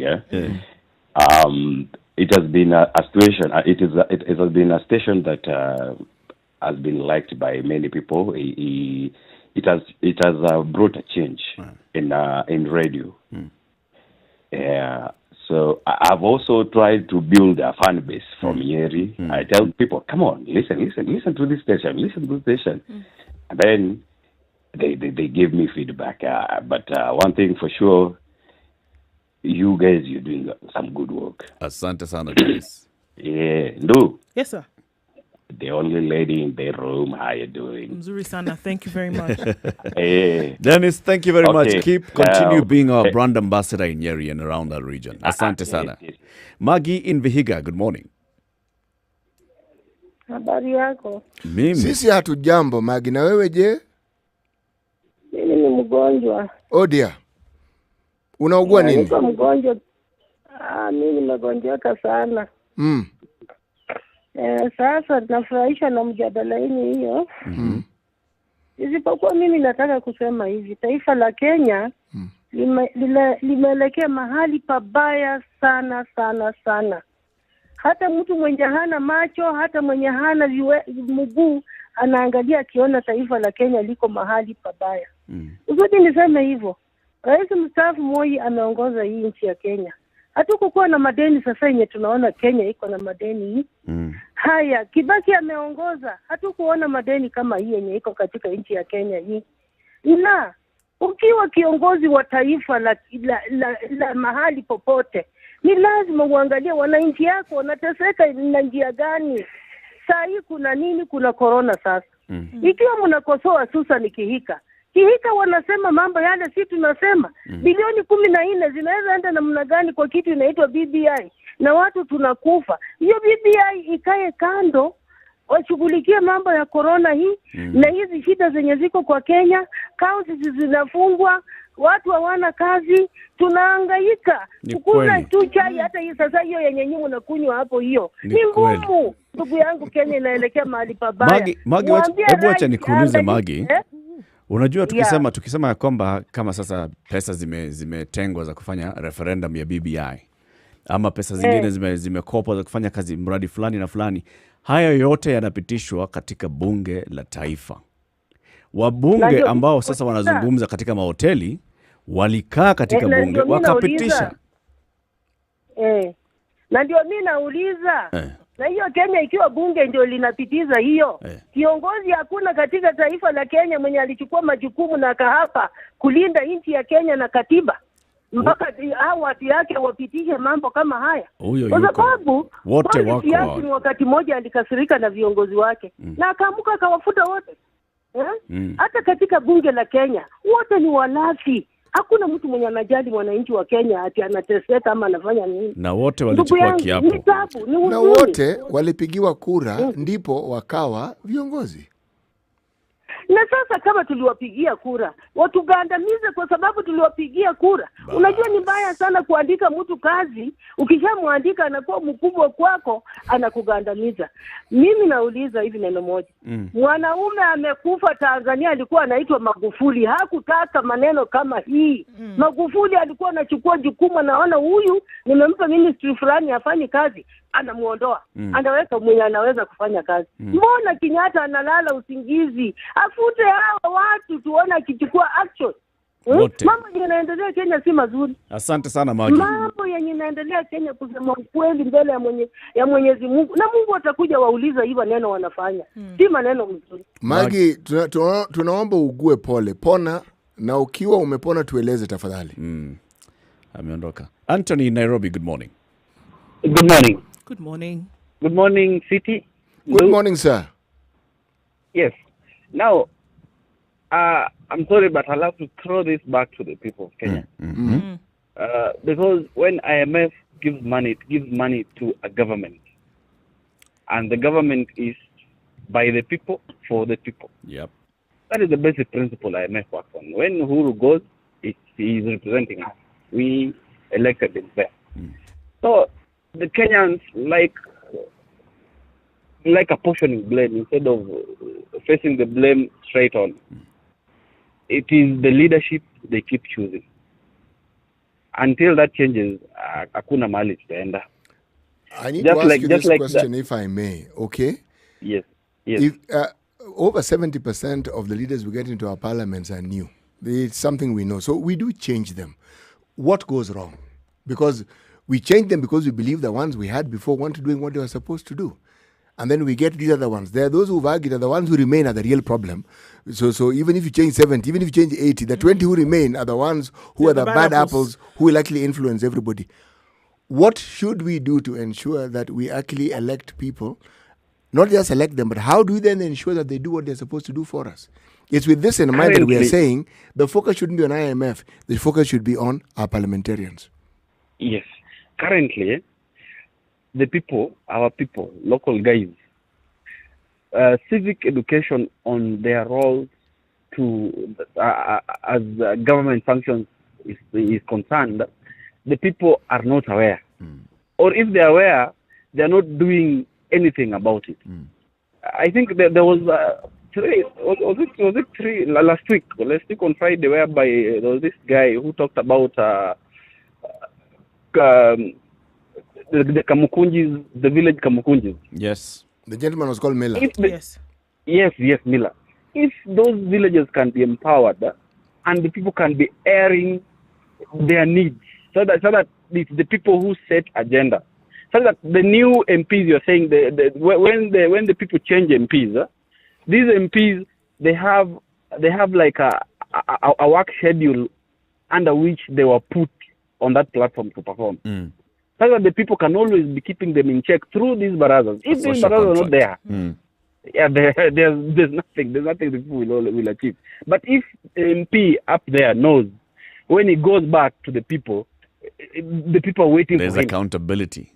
There's accountability. Until that happens, hakuna mahali watu wanaenda. Thank you, Anthony. Okay. Thank you very much. Also, very many comments coming in on social media. Weissman says, hii slogan ya KRA, tulipe ushuru tujitegemee, itolewe. Wanaendelea tukufuliza. Hatujitegemei. Omar in Kinango, good morning. Good morning, Eric. How are you? I'm very fine, thank you. I think I pity Ndu. Why? Because she's Nigerian by birth but Kenyan by choice. I should go back and made the wrong choice. I should go back. Wahala day. Wahala day, my brother. Now, what needed to be done was recall clause. Remember, it was there in the initial draft constitution and then they did away with it. Yeah. So had that thing been there, we would have recalled them all. I think this petition, which I have signed, by the way, it is a way of venting out frustration. Although we are venting it out the wrong way, we should have directed that thing to our elected representatives. Susan Kihika, in fact, she sits in the Senate. They can even impeach the president. So what have they done in the Senate? They can't be crying. They can't be crying foul like us. There is a threshold. They are a threshold above us. Omar, you've seen that clip that goes around on social media quoting Francis Atwoli. Sisi hatuna uwezo. Sisi ni wanyonge. That is what our MPs say. Thank you very much, Omar in Kidango. Have a lovely day. Has he found our friend? Well, I don't know whether he's found Muhammad. I was going to ask whether he's gone. But you know something, the recall clause wasn't removed. It was just complicated. It was complicated. Yes. 2 years. It was complicated. They just made it laborious so that even though it exists, it's as good as not getting to enact it. Somebody thinks of the process, they give up. They just figure, no, it's okay. Let's hear from Churchill in Siaya County. Churchill Meshach. Yes, Mr. Eric. Good morning, sir. Good. We've lost Churchill. But let's hear from Ian Murray in Kariako. Ian, good morning. Yes, good morning. Good morning. Good morning. Wacha nianze na story. Yesterday, around 7:30, gari, we are full. We are packed. We've lost him again. Today isn't a good day. I was looking forward to that story. Anyway, time for us to take a quick break on KTN Home. This conversation continues on SpiceFM. If you've been watching us on KTN Home since 7 a.m., we thank you very much. We're live on KTN Home every weekday morning, 7 a.m. to 9 a.m. But the conversations happen from 6 a.m. to 10 a.m. on SpiceFM. Nairobi, it's 94.4. Mombasa is 87.9. Kisumu, 102.5. Nakuru, 96.0. Eldoret, 96.7. Nyeri, 90.9. Malindi is 97.7. Just tune in. Anthony is on the line from Mombasa. Hold on, Anthony. We're coming to you shortly.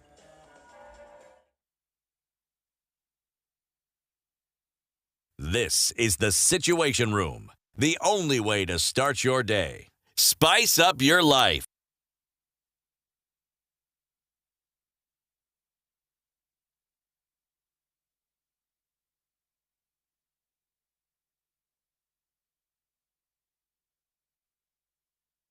It's 5 to 9. So Anthony is on the line in Mombasa. Anthony, good morning. Morning, how are you? Very well, thanks. Habari yenu nyote? Sisi hatujambo, hatujui wewe. Mimi niko na issue. Issue sio. Bonge la issue. Tunaomba tukusikie tafadhali. Sasa, even I had contributed earlier and I told you guys that saizi democracy in Kenya is dead. Why do you say so? Why am I saying so? Saizi, if you are a leader, all you need to do is go join a handshake, meet a few leaders, and the next thing you know, all the MPs are whipped into line. Can you imagine if there was no handshake? ODM wangeachilia hiyo opportunity ya kupigia Jubilee kelele. My friend. They will be screaming from everywhere. We will be having protests in the streets. Exactly. But what is happening? Handshake. Now, unfortunately, we are already preparing for the next parliament. Anaitwa ni Gideon, ameshikana na nani? Musalia, ameshikana. So already, they have anticipated, by the way, we are the parties that will form the next parliament. So let's just have a handshake and we an take agreement over. so that, yes, we take over the next parliament. So in case there's anything, hakuna kitu parliament will do. Right now, you mess kidogo, you go against now we are talking about party politics, not even national politics. If the government says this is the way to go, utasikia tu juu ameamka. You get? Yeah, disciplinary committee. It is party politics. So, me, what I wish, I will just wish for Kenyans. This time around, let us elect as many independent MPs as possible. As many as we can. Because we have to debunk this party politics. And now it is the way to go. Hata kama uko na kachama kako kadogo, now see King na Kingi, they are doing their thing in course here. Once they have, it will be the same thing. Watafanya handshake tu. They'll do a handshake. Then we'll be in the same mess. So do you think bringing in independent candidates is the way that Kenya's voices will then be heard? Of course. Imagine if in the whole of Coast Province, there was no MP from whichever party King is bringing. Even a single one. He cannot go to the table to negotiate. If Kalonzo, let's say, he had only 2 MPs, what is he going to negotiate? Kweli, ni kweli. But Anthony, the moment... Yes. We hear you. Let's hear from Okay, thank Francesca, you. who's also in Mombasa like you. Francesca, good morning. Yeah, good morning to you, my good people. How are you, City, Du, and the other person? How are you? We, your good people, and the other person called Eric are all fine. Francisca, Eric, it has been a while, Francisca. Umenyamaza sana. Yeah. No, I was not around. I've just come back, but I was just so much interested in that mjandala. Karibu. Me, I'm just going to give you a point. You know, in our family, the father is the one who is everything to say. Now, Uhuru is our father of this nation. So like Magufuli. Magufuli wakati ule example ni Magufuli. Magufuli wakati ule aliingia pale ndani, alisema atachapa nini? Kazi. Atachapa kazi. Ni Uhuru achape kazi peke yake, aseme wewe ufanye kazi, toka. Wewe ufanye kazi, toka. Wewe unastahili hapa. Wewe unastahili hapa. Afadhali awe ya kufanya hivyo, lakini si atianze ku divide and rule people and divide Kingi and divide Mvuria and divide Kalonzo. Yeye akitaka kuchapa kazi ya hii Kenya. Kenya tuko na udosi mwingi sana, hata vile yule mwenzetu alikuwa akisema kabla hajakufa. Ni Uhuru afanye kazi kama head of this Kenya. Hakuna njia nyingine. If the president wants this Kenya, mpaka mtu wa chini kama mimi, maskini kama mimi, afanye akuwe na kitu chake cha kujivunia. Ni Uhuru mwenyewe. Wacha niwaambieni kitu wa Kenya wangu wote wala nanisikiza. It's only Uhuru who can make this Kenya go ahead. So like Kibaki. What if he doesn't, Francisca? Yeah, if he doesn't, then Kenya, let me tell you, it is going to be divide and rule. Huyu anainisha kamdomo kake anauawa, huyu anainisha kamdomo kake anauawa, huyu anawekewa Viagra, huyu anafanywa hivi. But let me tell you one thing. If the president really loves his country, the president should start to love this country, to love these people who are so poor like this. We are so poor. I wish you can come down to Mombasa now. Mombasa tulikuwa tunataka tu ni tourism na port. Sasa hakuna kitu kinaendelea hii town, kusema ukweli. Watu wa Nairobi wakikosa kukuja hapa, kama sasa hivi ile mmelokiwa huko, hatuna chochote kile kinaendelea hapa. Taxi zote ziko huku kwa miti zimejishika tama hivi. Maduka, mahoteli zote zimefungwa, tunajishika tama hivi. Unanielewa? Lakini nakuelewa sana. Ngoja usinikate please. Mimi natupiga mjadala langu kweli, kama Uhuru anatusikia, hata afadhali mimi aniite nikuje nimwambie hivyo, because maybe people want to talk to him directly. He should stand like Magufuli for 5 years, ama hizo miaka 3 zimebaki zake tu. Uone Kenya ikichange. It is only Uhuru who can change here now. But it is only him who is going to destroy Kenya now. Amebakisha mwaka na nusu. Because our MP, wote wanamsikiza yeye. They are stooges. Kweli. Thank you very much, Francisca. Thank you very much. Na usipotee hivyo tena, Francisca, tafadhali. Na hata kesho kuwepo kilete mjadala mzuri. Pia usiongee bure, uongee kama unatufanyia kitu please. Okay. Thank you very much, Francisca. It's 9 o'clock. Let's see what's happening on the roads, and then we pick more calls. Ian, Churchill, Yegon, all on the line.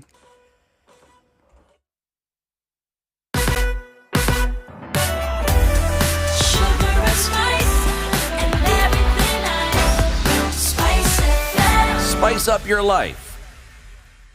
94.4 Spice FM, Nairobi. Okay, Mombasa Road can be called nothing short of a nightmare this morning. It's bad all the way from the weighbridge this morning, still bumper to bumper, at least until you get to General Motors. Moving then out beyond that, it's moving very slowly as you get to the Southern Bypass. Your best bet would be to go the way of the Southern Bypass and then get into town the longer way. You stick on Mombasa Road, you're going to get stuck then again around Nyayo Stadium. Remember, coming from Bunyala, that's blocked off. The interchange coming from Likoni, also that's going to take you a while to get out of it. So Mombasa Road and every other feeder road today, problems. Let's look in the industrial area, also slows down quite some. Jogo Road, as you're trying to get onto Landis Road and out into the CBD, that also is going to slow you down some. Traffic is slow.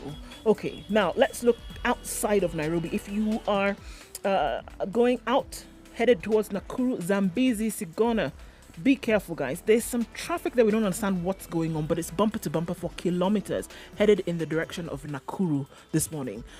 So that's one if you're headed in that direction. So some areas for us to look out for this morning. Talk to us, guys. Let's see how we can help folks out. SpiceFM KE on Twitter. Text on 40127.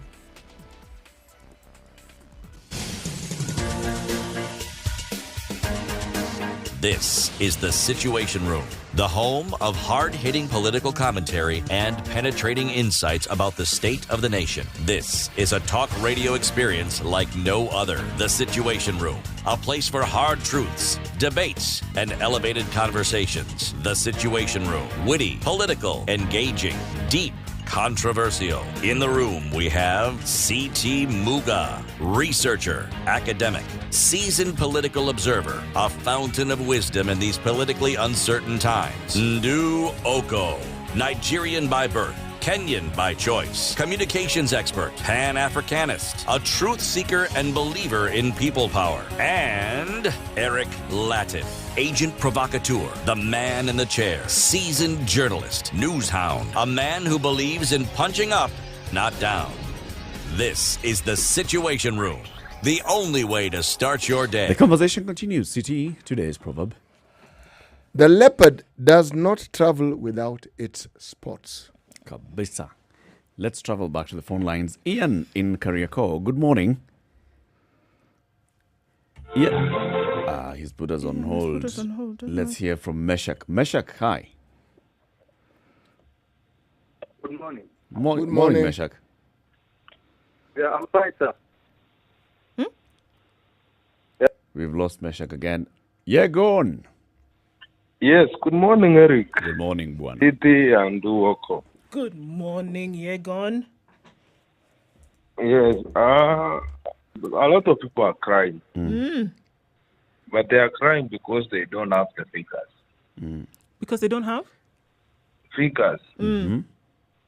Because today we are complaining that Uru is borrowing a lot.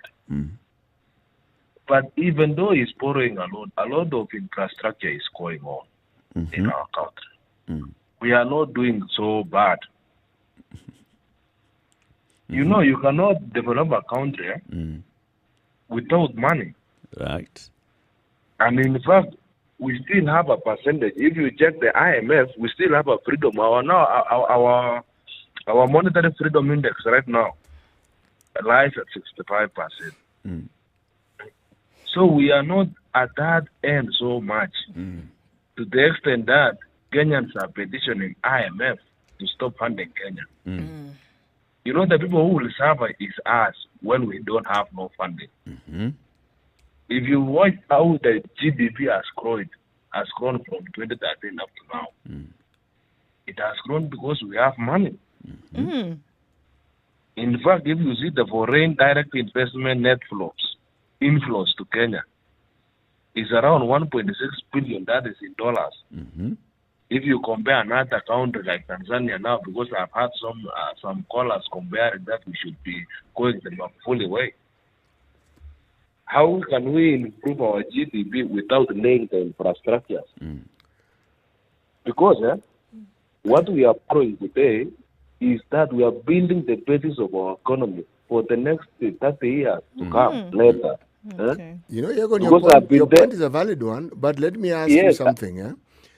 Everything you're saying, I actually believe is true, and I understand what you're saying fully. But how do you translate that to a man who can't afford even one meal a day, somebody who had a job and no longer has? And this happened even before COVID. COVID just exacerbated the situation.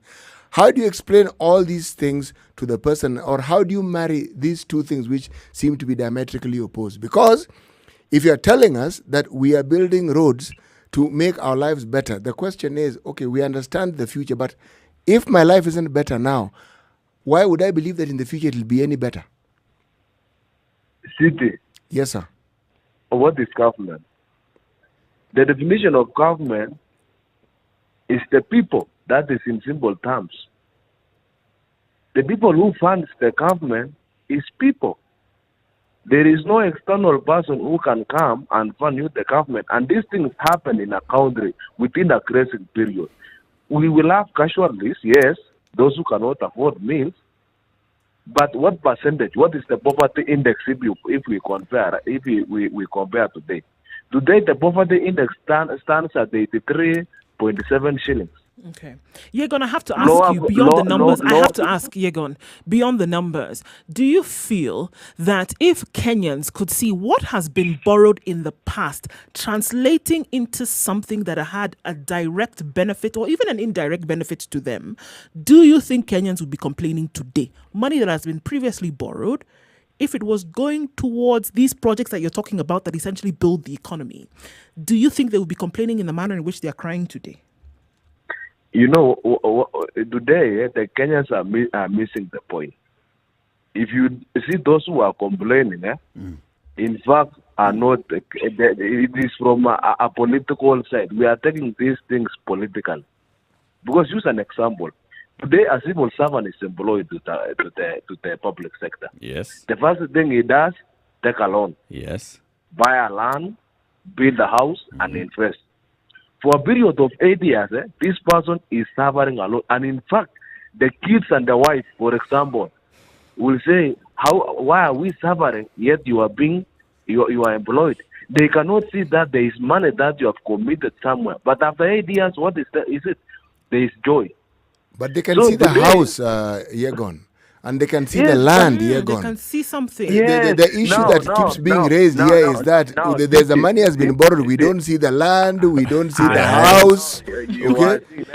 The other question, Yegon, is yes, the amount of money has come and it's going into infrastructure of building this house. But a house that should cost 1 million shillings has cost 7 million shillings. Is that prudent use of that money? And now let me ask you, City, and then you. City, yes, you are saying that you are not seeing the house. Today we have a railway.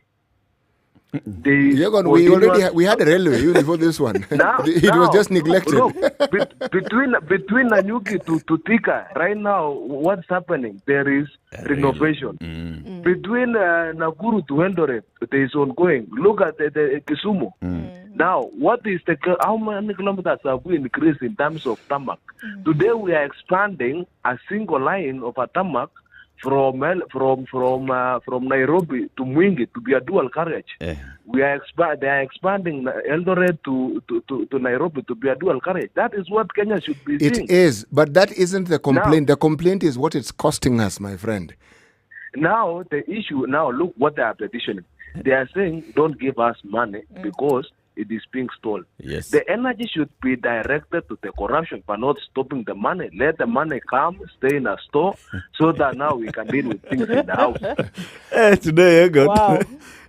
Today, naona kabisa leo umetayarisha hii debate yako. No. Yegon went and read up on this thing properly and had his facts on paper. He even knows that it's 83.7 yes. index points.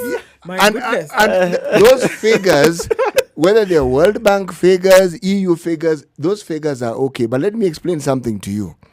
When you talk about these figures, you will find that the indices that these people use, the matrices that they use, are based on certain factors, which may not necessarily relate to just Kenya. It relates to, should we say, third world countries.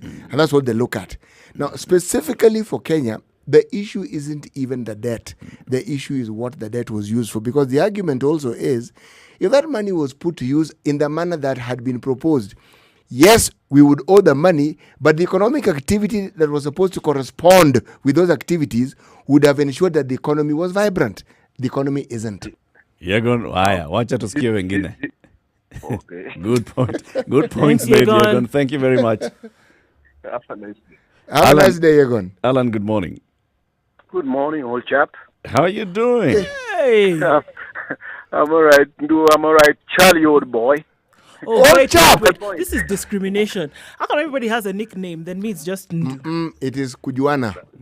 Kujuana, ma'am. Yes. I'm Pole Sana. Pole. Now, my point. But then the old chap, the person knows the chap he's talking to. My point. Yes, Alan. No, I like the fact that they are raising the debt issue to this level in terms of sensitizing Kenya. I don't think they're going to go anywhere with the campaign. But I also like their tactics because as we speak, did it start yesterday? This thing called spring meetings. Yes. IMF spring meetings are going on the whole week, and all civil society groups are going to Washington, pressing them. So, in terms of tactics and timing, I think is the right thing to do. But I think that where we should put the focus is expensive debt. I mean, why are we making noise about this IMF, which is a concessionary loan? They are concessionary loans and they are the cheapest loans. IMF, World Bank loans are the cheapest loans. But as we speak, we have an RFP circulating in Europe. We are going for a Eurobond. Everybody knows that. Why don't we focus about that Eurobond? Why don't we picket about syndicated loans? The things that are really hurting us, because the alternative to stopping this IMF loans is domestic debt. Is that we're going to rev up the domestic debt. Alan, this is something you understand well. So why don't you explain to our listeners, why do you think a government would prefer these expensive loans as opposed to a loan that was always available? It's not as though it wasn't available. Why did we go for these expensive loans? Because you know what goes on. Because there's rent. These expensive loans, did you see the Aurora loans? They come with kachumbari on top. That's the reason why these guys have gone. But look, the whole of last year, in the domestic market, they were borrowing nearly 20 billion shillings. And they were taking everything. They go to the market and they take everything. Everything on offer. So if this thing can give us some breath, I mean, it doesn't make sense to kill the IMF loan to come in. What we should insist is let's audit the register, things like that. I heard you guys talking about auditing the register. Let's audit the register. Let's stop them from stealing it. Otherwise, this whole thing will not get anywhere. That's my 2 cents, old chap. Thank you very much, old chap. Have a lovely one. Alan, that is Alan. Ben in Nairobi, good morning. Good morning. How are you guys? Salama kabisa. All right. I listen to you often when we can and all that. Yes. But anyway, I think in Kenya we have a couple of problems, mostly systemic failure, and we have very little understanding of how things work, honestly. When you look at our politicians right now, what are we talking about? We're talking about 2022 and all that and all that and all that. the citizen, okay, like when Yegon was talking, there's a very big disconnect between the citizen and the government. It sounds like actually a CS in the ministry when he talks about all these things, index and all that. People are actually just basically struggling to put a meal on the table. People don't have anything to eat. When we talk about, it's funny, when we talk about infrastructure, and at the same time you have closed the country, which is better, take 5 billion, vaccinate everybody, or continue building roads? Where is our priority as a country? How do we open up this country? Good question. So where is this systemic failure that you say? In everything. You see, look, we have vested interest in everything. Look at procurement laws in Kenya. Today, if you live in London, probably, you never know even how the government purchases. You want to tell me the government today does not know a manufacturer of tissue paper, a manufacturer of a pen? What stops the government from actually going to a supermarket and buying a biro pen at 10 shillings? Why should I, as a Kenyan, take my taxpayers' money and pay somebody to just supply your biro pen for 80 shillings? Yep. It is nepotism, it is vested interest, it is corruption. And even if today the government collects even $1 trillion, the trillion is going in just 1% of the people's population. The people who support this government, they're the people who do procurement. No manufacturer in this country supplies the government. The government does not buy Mabati from Mabati Rolling Mills, but they know Mabati Rolling Mills is actually the biggest, probably the biggest steel manufacturer in Kenya. But they don't go there. Somebody else, a middleman, has to go there. We are paying 10 times the commodity price in this country. We can never move anywhere. Even if today, and that's the problem, we the people, we do not understand where the need is. We borrow today now, everything. People cannot even get loans in Kenya. Why CRB? 18 million people have been, they have been listed in CRB. Why? Because the government does not honor its payments. Because why? Everybody ran. The biggest customer in this country is the government of Kenya. The biggest customer. It is the biggest consumer and also the biggest customer. So if I have, let's say, 5 million and I want to do business, my biggest customer is the government. So today, if the customer does not honor my payment module, I'm blacklisted. What does that do to my life? Changes everything, man. It changes everything. Changes everything. So we Very need good to have points. an understanding of how things work in this country. And, we just need Jesus here, I'm telling you. Thank you, Ben. Thank you, Ben. Mwalimu Irongo. Yes, good morning, Eric, Charles, and Indu. Good morning. Good morning, Mwalimu, and thank you very much for staying on the line for that long. I had to wait. Yes. It is worth it. Now, when you see citizens trying to IMF online or other, whereas it may not go, it's a very good sign that at the end of the day, people are looking for ways, although in darkness, of checking the government, because the institution that is parliament that we have put in place for the purpose of checking the excess of the government has gone to sleep. Now, my worry is when I hear people saying that you see when ODM went and shook hands with Jubilee, now nobody's checking the government. Of course, there is a point there, but there is something about this that I have always questioned. One time I was traveling from Nairobi to Kisii, and we had a conversation. People were complaining. Sasa huyu mtu Raila siku hizi hata amesahau kazi yake ya kutetea wananchi. So I asked them, when was Raila employed by the state or by the citizens to check the government? Now, we've seen what the same Raila has done before and some other people, but I'm worried about, or I'm not very sure of what these young politicians are up to. Because in the late 80s and early 90s, in fact, throughout the 1990s, I'm very sure all of us watched the clamor for change in our democratic space. Today, we are waiting for citizens to petition IMF not to give us loans. When we have members of parliament that we have elected, we are paying every month. So my point is simple, that these guys will go to the hotels, and then Yusuf and Kika will come out and tell us, hii pesa sijui itolewe hapa, ipelekwe hapa. No, they're talking to fools. I mean,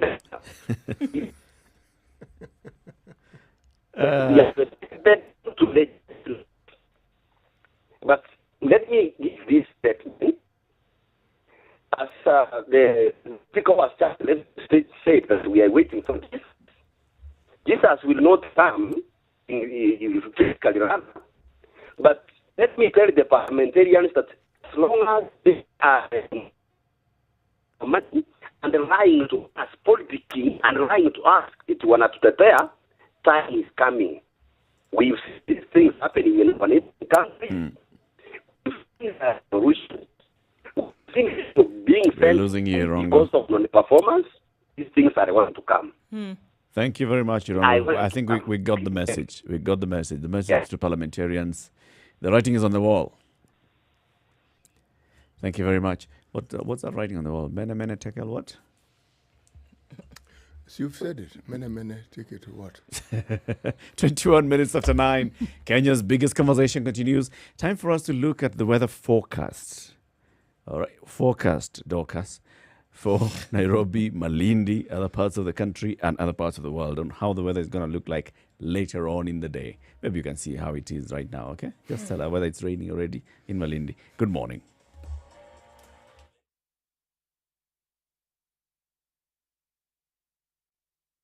This is the Situation Room, the only way to start your day. Spice up your life.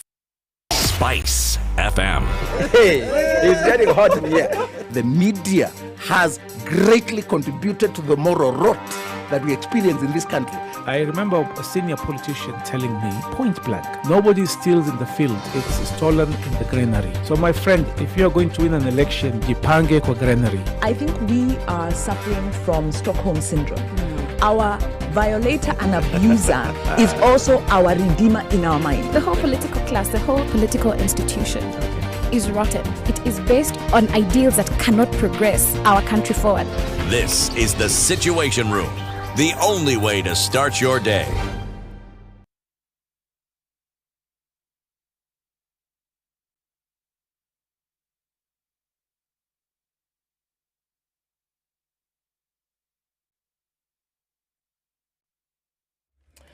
All right. The light rain is back in Nairobi, 19 degrees. We'll go to highs of 24 today and lows of 17. A chance of that rain continuing through most parts of today. Partly sunny conditions in Nyeri at 19, highs of 24 and lows of 16. We'll see lows of 13 today, partly sunny at 19 right now, 17 and partly sunny in Eldoret. It'll go to highs of 24 and lows of 14. Highs of 28 in Kisumu, mostly cloudy at 22. 23 and mostly cloudy in Kakamega, highs of 26 and lows of 15. Light rain at 28 in Mombasa, highs of 32, lows of 26. 32 will be the high in Malindi today, and yes, it is raining at 28. Rain showers in Kampala at 20, highs of 24 and lows of 18. Partly sunny conditions in Dar es Salaam at 27, highs of 31, lows of 25. We'll see highs of 23 in Johannesburg. It's sunny now at 16. Mostly sunny in Lagos at 27, highs of 33, lows of 27. And mostly sunny in Kinshasa at 24, highs of 32, lows of 24. Let's look out east into Beijing, where it's 21, quite warm today, coming down to lows of 8, -1, and sunny in Paris. Highs will be 7, down to lows of -1, and it's 2 degrees in London and sunny. It'll go to highs of 7 and lows of 0. And looking like a warm day in New York at 10 so far. Highs of 20 and lows of 8.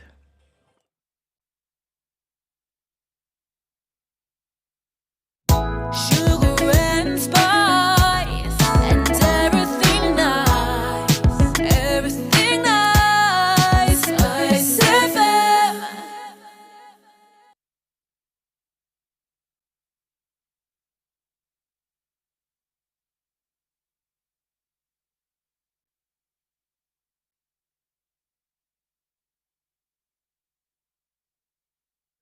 It's 25 after 9. Kenya's biggest conversation continues. Should Kenyans be petitioning and lighting a fire under Parliament instead of signing an online petition to the IMF? Kenyans online are speaking. What are they saying? Oh, well, so quite enough. Or quite a lot, rather. A man under debt not only loses the peace, but also the people. Who is losing it, according to Wiseman. Soon the people squandering the money will leave him broke and depressed, and we know who they are, our parliamentarians. The one who hugs the dead also shakes hand with danger, and this is what looking at. You can't get a loan to build roads, and yet we are starving. Becky says, Punda amechoka, wrong forum, but people are tired. Sadly, the elected guys up there have refused to understand the situation of the common man. We have a looming drought, but no one is talking about that. The moment a country borrows from the IMF, it is a de facto an admission of not being able to service debt. That's according to another one. The president of a country is everything. No, that isn't exactly true. Well, this is what he's saying. The president of a country is everything. Assuming the same loan would be coming to a regime that is not at all corrupt, it would not be a problem. Kenya doesn't have a president, honestly. The Bible talks of advisors. This regime's advisors are worse than the president, who we don't have. Okay. We should petition parliament, but do we have a parliament in the first place? Or it's just another extension of the executive and powers that be? Quite some heavy sentiments this morning. Do we have a parliament in the first place? I agree with that question, though. I mean, look, many of the callers who've called are saying, look, parliament ni wale wale, hao ndio waizi number moja. That's Abdi Fattah. That's what they're saying on social media. But then, so when we say that, yes, parliament has become captured by the executive, parliament is an extension of the executive. That tells you something about the members of parliament that we have, that they've gotten to a point where they don't feel like they owe their position to us. They feel like they owe their position to the head of the executive or some powers that be in the executive, whom we also elected. And that's why I'm saying we need to light a fire under parliament's seat so that we remind them that no, you're not beholden to the executive, you're beholden to the voters, the electorate. We are the ones who actually have all the power. We, the people of Kenya, have bestowed upon you this responsibility. We have delegated our power and said our power can be exercised directly or via delegation to these arms of government. Now we're taking back that power. That's what I'm advocating for and saying, look, we need to remind members of parliament. Because when you see members of parliament saying, oh, it's about IMF, or the executive should do this, or playing those partisan politics of now our guys are in Tanga and we're pointing fingers at those guys who are in Handshake and Amani and One Kenya and whatever other coalition is called, it's because of them that they're working together. That's why that is absolute nonsense in my opinion. Members of parliament are elected. KJ is elected by the people of Dagoretti South to go and represent them in parliament. And the biggest thing about representation is on taxation. And the second biggest thing in the utilization of that tax that has been collected from you. Now, if you as a member of parliament are just sitting there as I'm being taxed left, right and center, and then my taxes are just being stolen, I think there's a dormant distrust of anybody who comes into government, and regardless of who it is. And so that's why is that without reason? And that's why I say that the issues are not people but systemic, so that it doesn't matter. And that's why we ask. That could be the answer to the question that why is it that you bring in new people every time and somehow the problems still remain the same. So it's not a matter of the individual that you're bringing in, it's a systemic issue. And that's why people will say that it always remains the same. Secondly, I think that distrust is so deep into the psyche of Kenyans. That's why you see it goes beyond even facing the problem head on, and you look for someone else who may have maybe a higher sense of accountability, maybe who has a cleaner transcript or a cleaner record, and you go to them and say, perhaps you can come in and help us, because you don't even trust that you can face your problem head on. But perhaps it is because we also see ourselves in our leaders. We ourselves play our part in this so-called impunity and in this so-called corruption. We ourselves also promote this very same culture that we keep talking about and ranting and raving about at our own level. So that when we talk about efforts to actually bring about change, it's half-hearted. It's not really true. We know that we really can't. Yes, because it's like you're waiting for your turn when you can have your person in a position of authority that you and them can do what others have been doing. And it's been said for the longest time that our complaint is never about corruption, but somebody else is corrupt and we don't benefit from their corruption. But if one of our own is in that corrupt position and is espousing that corruption, then we have a different narrative for that corruption. So the complaint is the opportunity. Yes. It's not the act of corruption. No. Because the act of corruption, it moved from being a national pastime and moved on to a national reality. It's now even a national future prospect. It's like you wait for your turn to exercise the corruption that you're planning. You maneuver your way. Yes, so that you can be in that group of people who can benefit from the corruption that imminently exists and just requires a little operationalization. You see, if we look at now, the petition the IMF, petition another third party to come in and sort out our problem, it basically is, like Ndu you're saying, it runs deep in our system. If you think about the 2008 post-election violence, we did not trust ourselves to broker a peace amongst ourselves. We did not even trust ourselves to implement what we agreed as the National Peace and Reconciliation Accord. That's why all those Agenda 4 commissions, all of them, name it, Truth, Justice and Reconciliation had to have a foreigner. Kriegler had to have a foreigner. Waki had to have a foreigner. All of these had to have a foreigner so that we can now feel, okay, somebody with a clean look at somebody it. else. Somebody it's almost as though you're saying somebody sacred and sanitized then is the one who would come in and solve this problem. So we're all here in this petri dish of nonsense, but we need somebody with a look from the outside and somebody who maybe has a record of doing things well, quote unquote, to come and help us. So to me, if you look at what's happening with the IMF, it's not that Kenya will stop loans. It's not that IMF will stop loans to Kenya. It's a cry for somebody, again, come and save us from this problem. Because it could be anything. It's But an IMF remember- loan today. It's something else to save us from famine and drought tomorrow. It's something else the next day. And I'm going to say it again. If you know very well where the problem is and you're not facing it, it could be that you're hoping that at one moment you also will be in that position, or you're really not ready to face the monster head on, which is what is needed to solve these problems. Actually, then let me ask the question: why are you not ready to face the monster? Exactly. I'm still asking why. We are Why? running away. We are running away from our responsibility Exactly. as citizens. And why? And also, giving up our own sovereignty. Because by the time you're saying let a foreigner come and sort you out, you're basically saying that I don't believe that I have the sovereign power.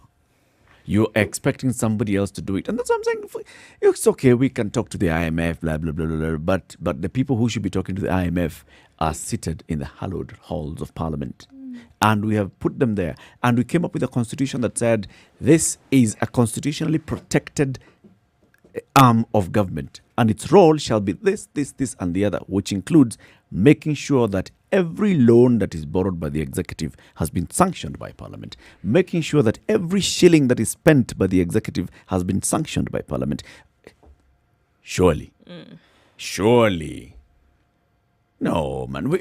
How do you explain a situation where you have a constitution that enables Parliament by law to be perhaps the most independent and the strongest Parliament we've ever seen, and then they turn out to be absolutely toothless? How do you explain it? They have the instruments. It's before them. It's theirs. Everything. They have everything. They do. They sit back and tell us, oh, we've been captured. Oh, because of political party shenanigans. Oh, because, I shall be censured. Oh, I wanted to vote this way, but then I got a certain call from certain quarters and I was told, do this, and the other. Cheni mambo yenu bwana. You're basically just saying that you are cheap. In fact, that all you were doing was negotiating the sale price, but Yes. you were always there for sale. Yes. And that's what usually happens when you hear those stories. Even when those calls are made, it's not just calls that are made, it's calls followed by a certain briefcase. You received this certain briefcase, now you are therefore expected to do this way. When you don't vote that way, that's why you're arrested in the middle of the night and transferred from Nairobi to wherever to face some trumped up charges. This is because of the irresponsibility of Parliament. And the moment we just turn the heat on these members of Parliament and tell them, we know it is your failure, do your job, or get out, then they will do their job. If Actually, they do their job, then President Uhuru Kenyatta and his executive will also do their play. You know, Eric, they won't. The truth of the matter is not get out. They won't get out. We will remove you. Yeah.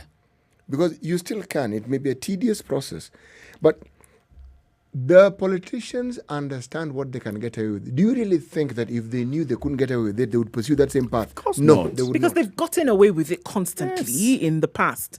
And it has never... Look, let me tell you, and I thought about it. And why Kenyans won't... They've never tried. And the glaring possibility of it failing is even more crippling than the reality that it could work. That you could get some kind of results if you open your mouth and stick to your guns. The glaring, probably it's even fear that it could actually work. That is what cripples Kenyans sometimes, to say, okay, look at this. What kind of inroads could we make if we don't show leaders, for example, that we're docile or that we're not going to sit up against this kind of frustration over and over and over again? I really wish that the fervor and the might that we see on some of these circles, if it was actually translated into some kind of action that could show, I think we would be able to do fantastic things in this country. But it seems that it's a safe place where nobody can really see you. You're on social media, for example, talking your little covens and, your little bunge la wananchi somewhere. But then when it comes to coming together, it doesn't really happen. You don't do that. No. Someone asked me yesterday, so what do I think of the petition? And I was like, okay, yeah, it's an avenue for people to vent. Will it have any meaningful impact? And I think not. And this is why I think not. Because first of all, the people who are signing are not necessarily signing in their own names. If you look at the person who has started that petition, It's a pseudonym, yeah. It's a pseudonym. So already someone can just look at this. These are bots, all right? However, can you imagine if we actually got a political leader like what we saw with the NASA coalition in 2018, at the beginning of 2018 and the end of 2017, organizing the Monday protests, that every Monday we shall be out on the streets? What would happen? The government would sit back and notice. IMF would actually look back and it will be reported everywhere. There are protests every day in the Republic of Kenya protesting that the IMF is not putting the government in check. To the clock, to the hour. This would then now force another conversation. That is what happened. But you see, the people who would be very good at organizing such demonstrations are currently unwell. There's COVID. The biggest leader of such a movement is not feeling very well at the moment. Handshake notwithstanding. Gitonga Kinyanjui has posted that link that he shared yesterday again on social media, and it's Idhini Initiative, www.idhini.com, IDHINI. It's an initiative to amend the constitution by introducing a new law that will require whenever state wants to adjust upwards the country's debt ceiling, that decision must be ratified by the people through a national referendum. And he also now wants that it's also an online petition. Endorse. Go in, endorse. Collins Bore Kipkorir says, Parliament has proven to be inept in representing the needs and concerns of Kenyans. It has instead become part of the executive. Kenyans have decided to take the bull by the horns. Go for the source direct. IMF should listen to us. Is IMF the source of Kenya's problem? That's the source of the money. There is need to force the government of Kenya to be accountable by all means. That's Barnabas.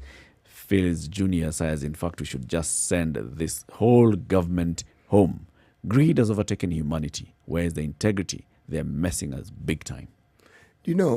If indeed Kenyans themselves could actually set themselves apart from the things we blame our leaders for, they would have a moral standing on which not only to make their point, but a moral impetus. The moment you conflicted about these things, and that is perhaps the result of this lukewarm approach that we have towards things, there is a certain understanding that there are things which we will say but we don't necessarily mean. There are proposals that we'll make for change but which we don't really necessarily mean for ourselves. We just say it because it is the right thing to say. Do you really think, for instance, that when a Kenyan is approached by a policeman and they have done something wrong, how often do you hear of Kenyans saying that, look, I just told them, if you're going to book me, you go ahead, but that is it. No, they will find the easiest way of parting with money so that they can be let go of. Yep. But our report is that the police are corrupt. Okay? Yet the guy did not pry the money from your pocket. They didn't put their hand in your pocket to remove the money. They're not extortionists. No, they're it corrupt. is you who offered the money in exchange for being let go when you had made a mistake. Okay? Now, you can justify it all you like, but the truth is you are breaking the law and you know you are. Now, you may think this is a small act, but believe me, if you are a moral person, this is something most Kenyans are, that dent in your armor of morality will cause a very big ripple effect on very many other things that you say and do. That's true. Yes. Back to the phone lines. Boniface in Elbagon, Molo, Nakuru County. Good morning. Good morning to you. How are you? Fine, thank you. Wow, you have a wonderful topic over there. Sante. Yeah, so I want to contribute towards this discussion about public debt.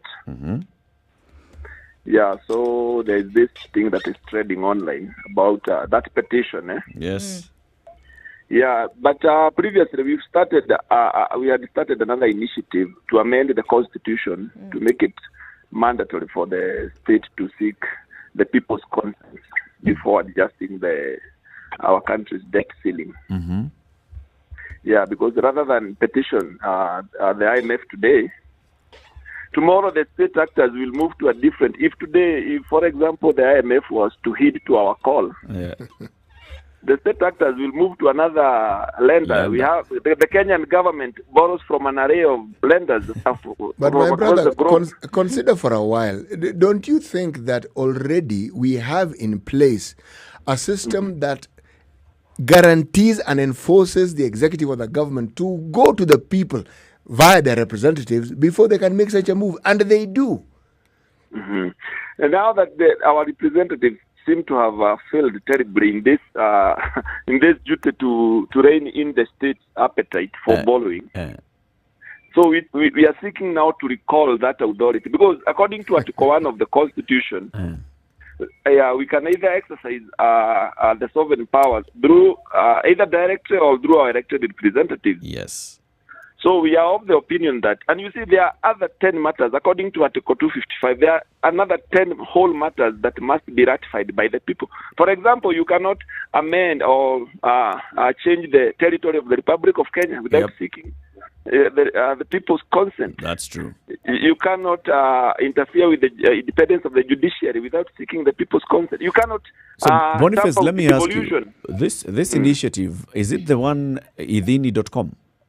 Yeah, or it's a different one? www.idhini.com, yeah. All right. So who's behind because this? Who is behind it? I am the person you are speaking to right now. Okay.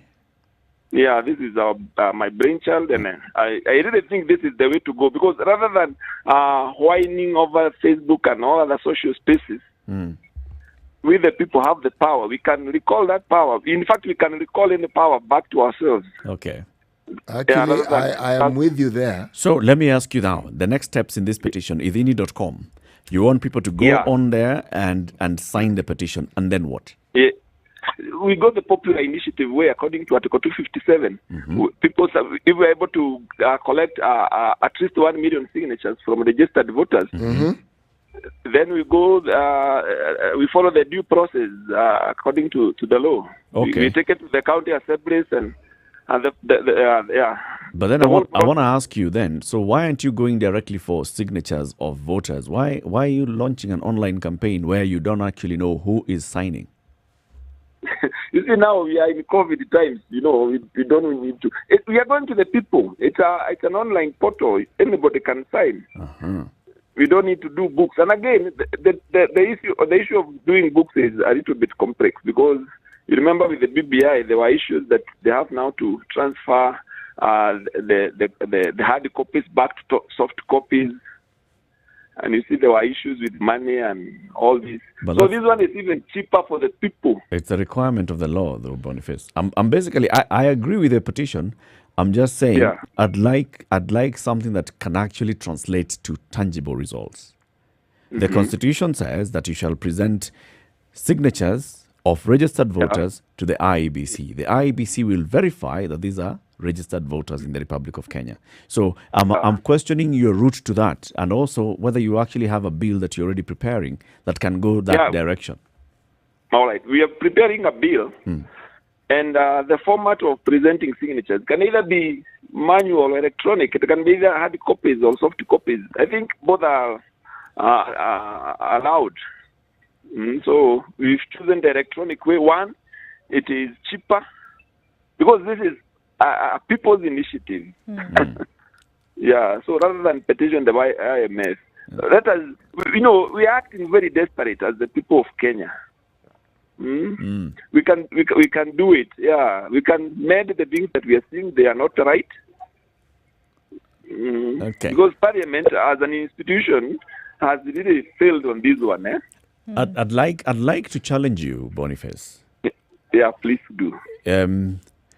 This initiative, yeah, make sure that it's something that can be verified. So, if the IEBC is to verify that this is a registered voter, you will need my name and you will need my voter details. And my voter details are my ID number, my polling station. That is what the IEBC is going to use to verify whether Eric is actually a registered voter. Now, your petition online does not ask for all these details. So no, it is there. We have a form that captures your ID, your name, your even where you can sign. You can literally sign with your finger, and we will still capture your signature, and it comes to a database.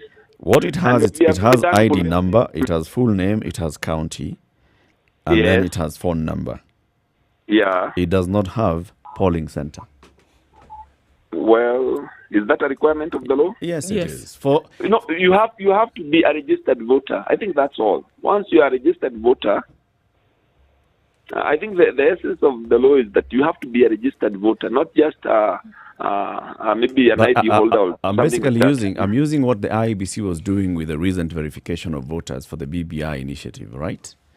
Yeah. And the reason why they were going to a polling center is so that you ensure you don't go to a security guard, pick that security register where I've written my name and my ID number, and then you use that to say that you have signatures.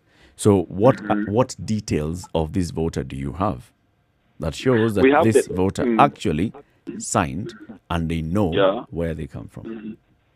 Well, what we are capturing is that we are capturing the ID number, which is the primary key. Once you've entered your ID once, you cannot do it again. Then we are capturing the full names. Okay. And the counties you come from. Okay. And your phone number. Plus now you have a space where you can input your signature. Boniface would like to invite you for a conversation on this.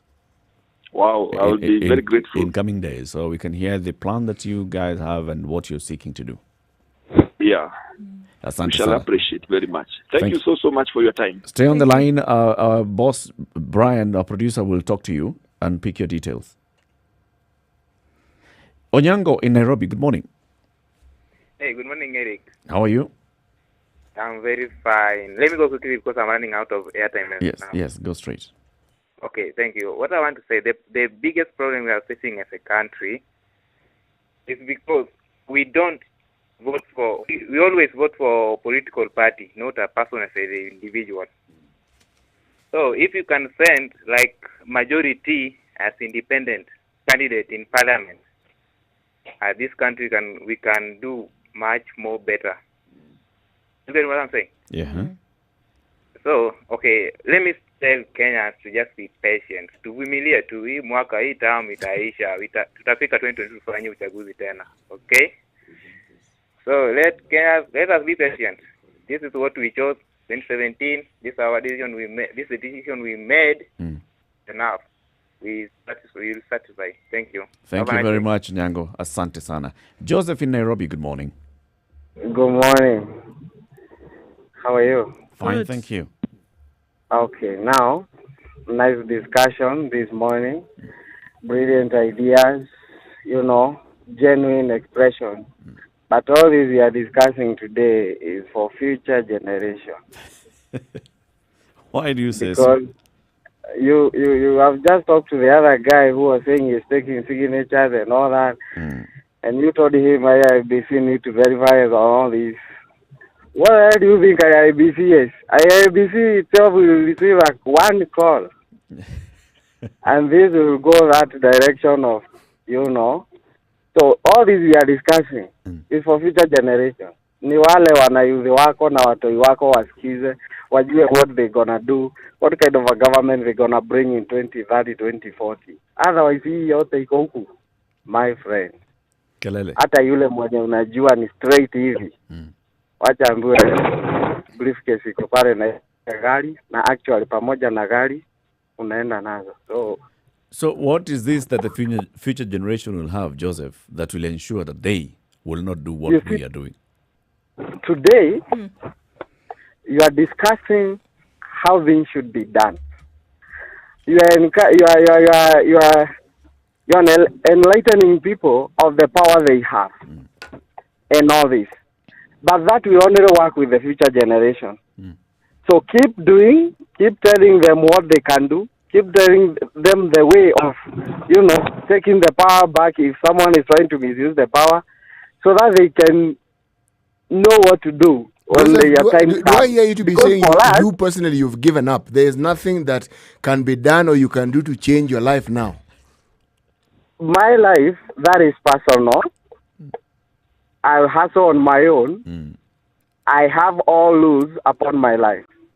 I have all that determination upon my life. But when it comes to government, even the judiciary itself, I don't know. We have a problem. Thank you, Joseph. We have a problem. This problem is like in the DNA. Like someone told me corruption starts at the home with your kids. It is the truth. Thank you, Joseph. Let's go back to Mombasa. Javan, good morning. Yes, good morning. Good morning. Yes, it's been long. It has, man. I'm back.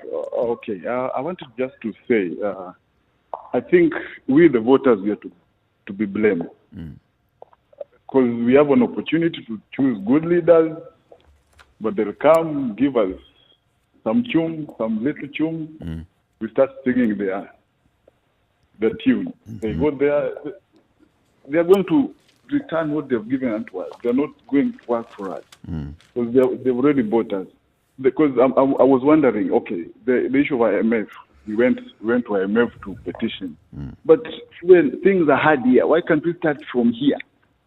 Why can't we say we are not paying for this extra amount that they have put on fuel? Why, there are things you can fight about here first before even going there. So that by the time you're going there, those people will see this one. You cannot start cutting the tree up there, and you need to dig this tree from the roots. So we need to have to sort out the root cause first. Then all these things will come. Yes. So if we should just stop doing. We have to do what is right, and what is right is doing what is. When the opportunity comes, because you guys were saying we have the power to call these MPs back and like, guys, we don't want you. We can, if we want, we can, but because we've been divided according to our tribe. That's our person is there. So Javan, if we're divided, must we remain divided? Even when we see that division isn't helping our cause. But the problem is these small monies we are being given. That's what is dividing us. Because now we went to IMF. You see, you're saying these monies which we are being given. Why don't you say these monies which we accept? Okay, we accept. Yeah. Okay, let me say we accept this money. We accept because they've already bought us. By just accepting that 50 shillings, you've been bought. So you have no voice. Next time they'll come with their money and we say we don't want this. We are. In fact, they should come with their, like when I'm going to look for a job. Yeah. I have my CV. They should be coming. Like I'm glad what is happening in Bomachari. The guy who didn't by election. The guy who didn't picked. The people said we are not voting this guy. Yeah. when we'll have that power to do this, these people will not be playing. They will not be playing. In fact, kila mtu atakuwa anaogopa tu, yani hataki hata kusoma kwa MP. Unakuja na CV yako, nimefanya hivi, nina hivi, nina hivi, nina hivi. What do we need? You go steal a small amount of money, then you say, I want to be safe. Watch and get politics. In fact, they come to politics to be is for to protection. protect themselves. Yes, nothing else. Let me steal them, nikimbie politics. So when they come there, wapata tumefunga huko. We'll be safe. Kweli. Thank you very much, Javan. Yes. Karibu sana. Have a good day. And finally, let's hear from Renson in Ngong. Good morning, Renson. Contribute my hour. Hey, Renson. Renson. Okay. When do you question my decisions about my roads? It makes sense to go back to the traditional road. Okay. Now, that one is some dome going on. Yes. And we were brought into the dome. It was our call was interrupted by domestics. 3.5 minutes to the top of the hour. All right. The petition, when we started, it was at 95,000 something, right? Let me tell you where it is at this point. 111,735 people have signed this petition. And they will continue signing. The target is 150,000. They'll surpass it. Even if they set it at 1 million, they would get 1 million. They would. Let's see if Renson is ready. Renson, good morning. Good morning, Eric. How are you doing? I'm all right. How was your Easter? Easter was good. Welcome to the show. So, as we conclude, you are our final caller. Okay. Our biggest problem is us, the voters. We have very little understanding on how the economy operates. And, I keep telling my friends, one day the government, maybe, I think it would be good for us to default. So that once we default, then in everyone's mouth, there will be the word interest rate. And they'll get to understand what interest is, how interest rates affect their living, how government borrowing affects their living.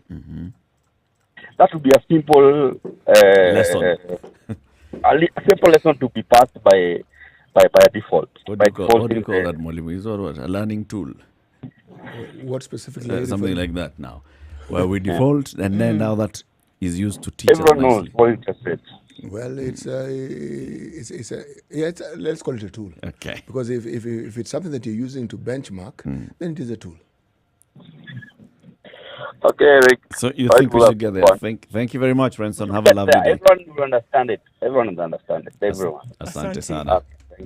And thank you very much for your calls this morning. 0719-012-600 is our number each and every weekday morning. Tomorrow, we'll have more conversations. So, which of these is the leopard and which are the spots?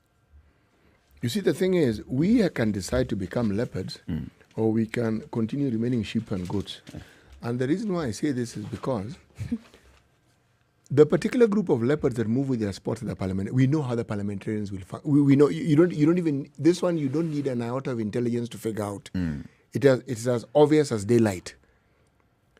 They will make decisions that favor their interest and then issue mouth platitudes that they think will placate us. That one we've understood.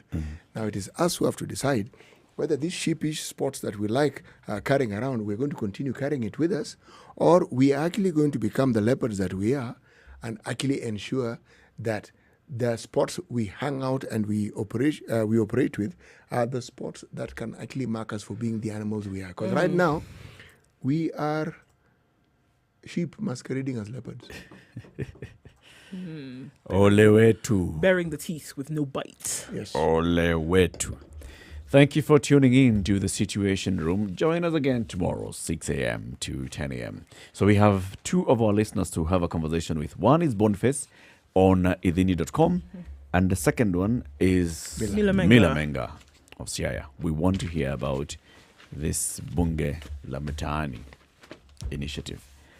So join us again tomorrow morning for more conversations. From now until 11, some uninterrupted music, and then Sugar and Spice will be here until 3.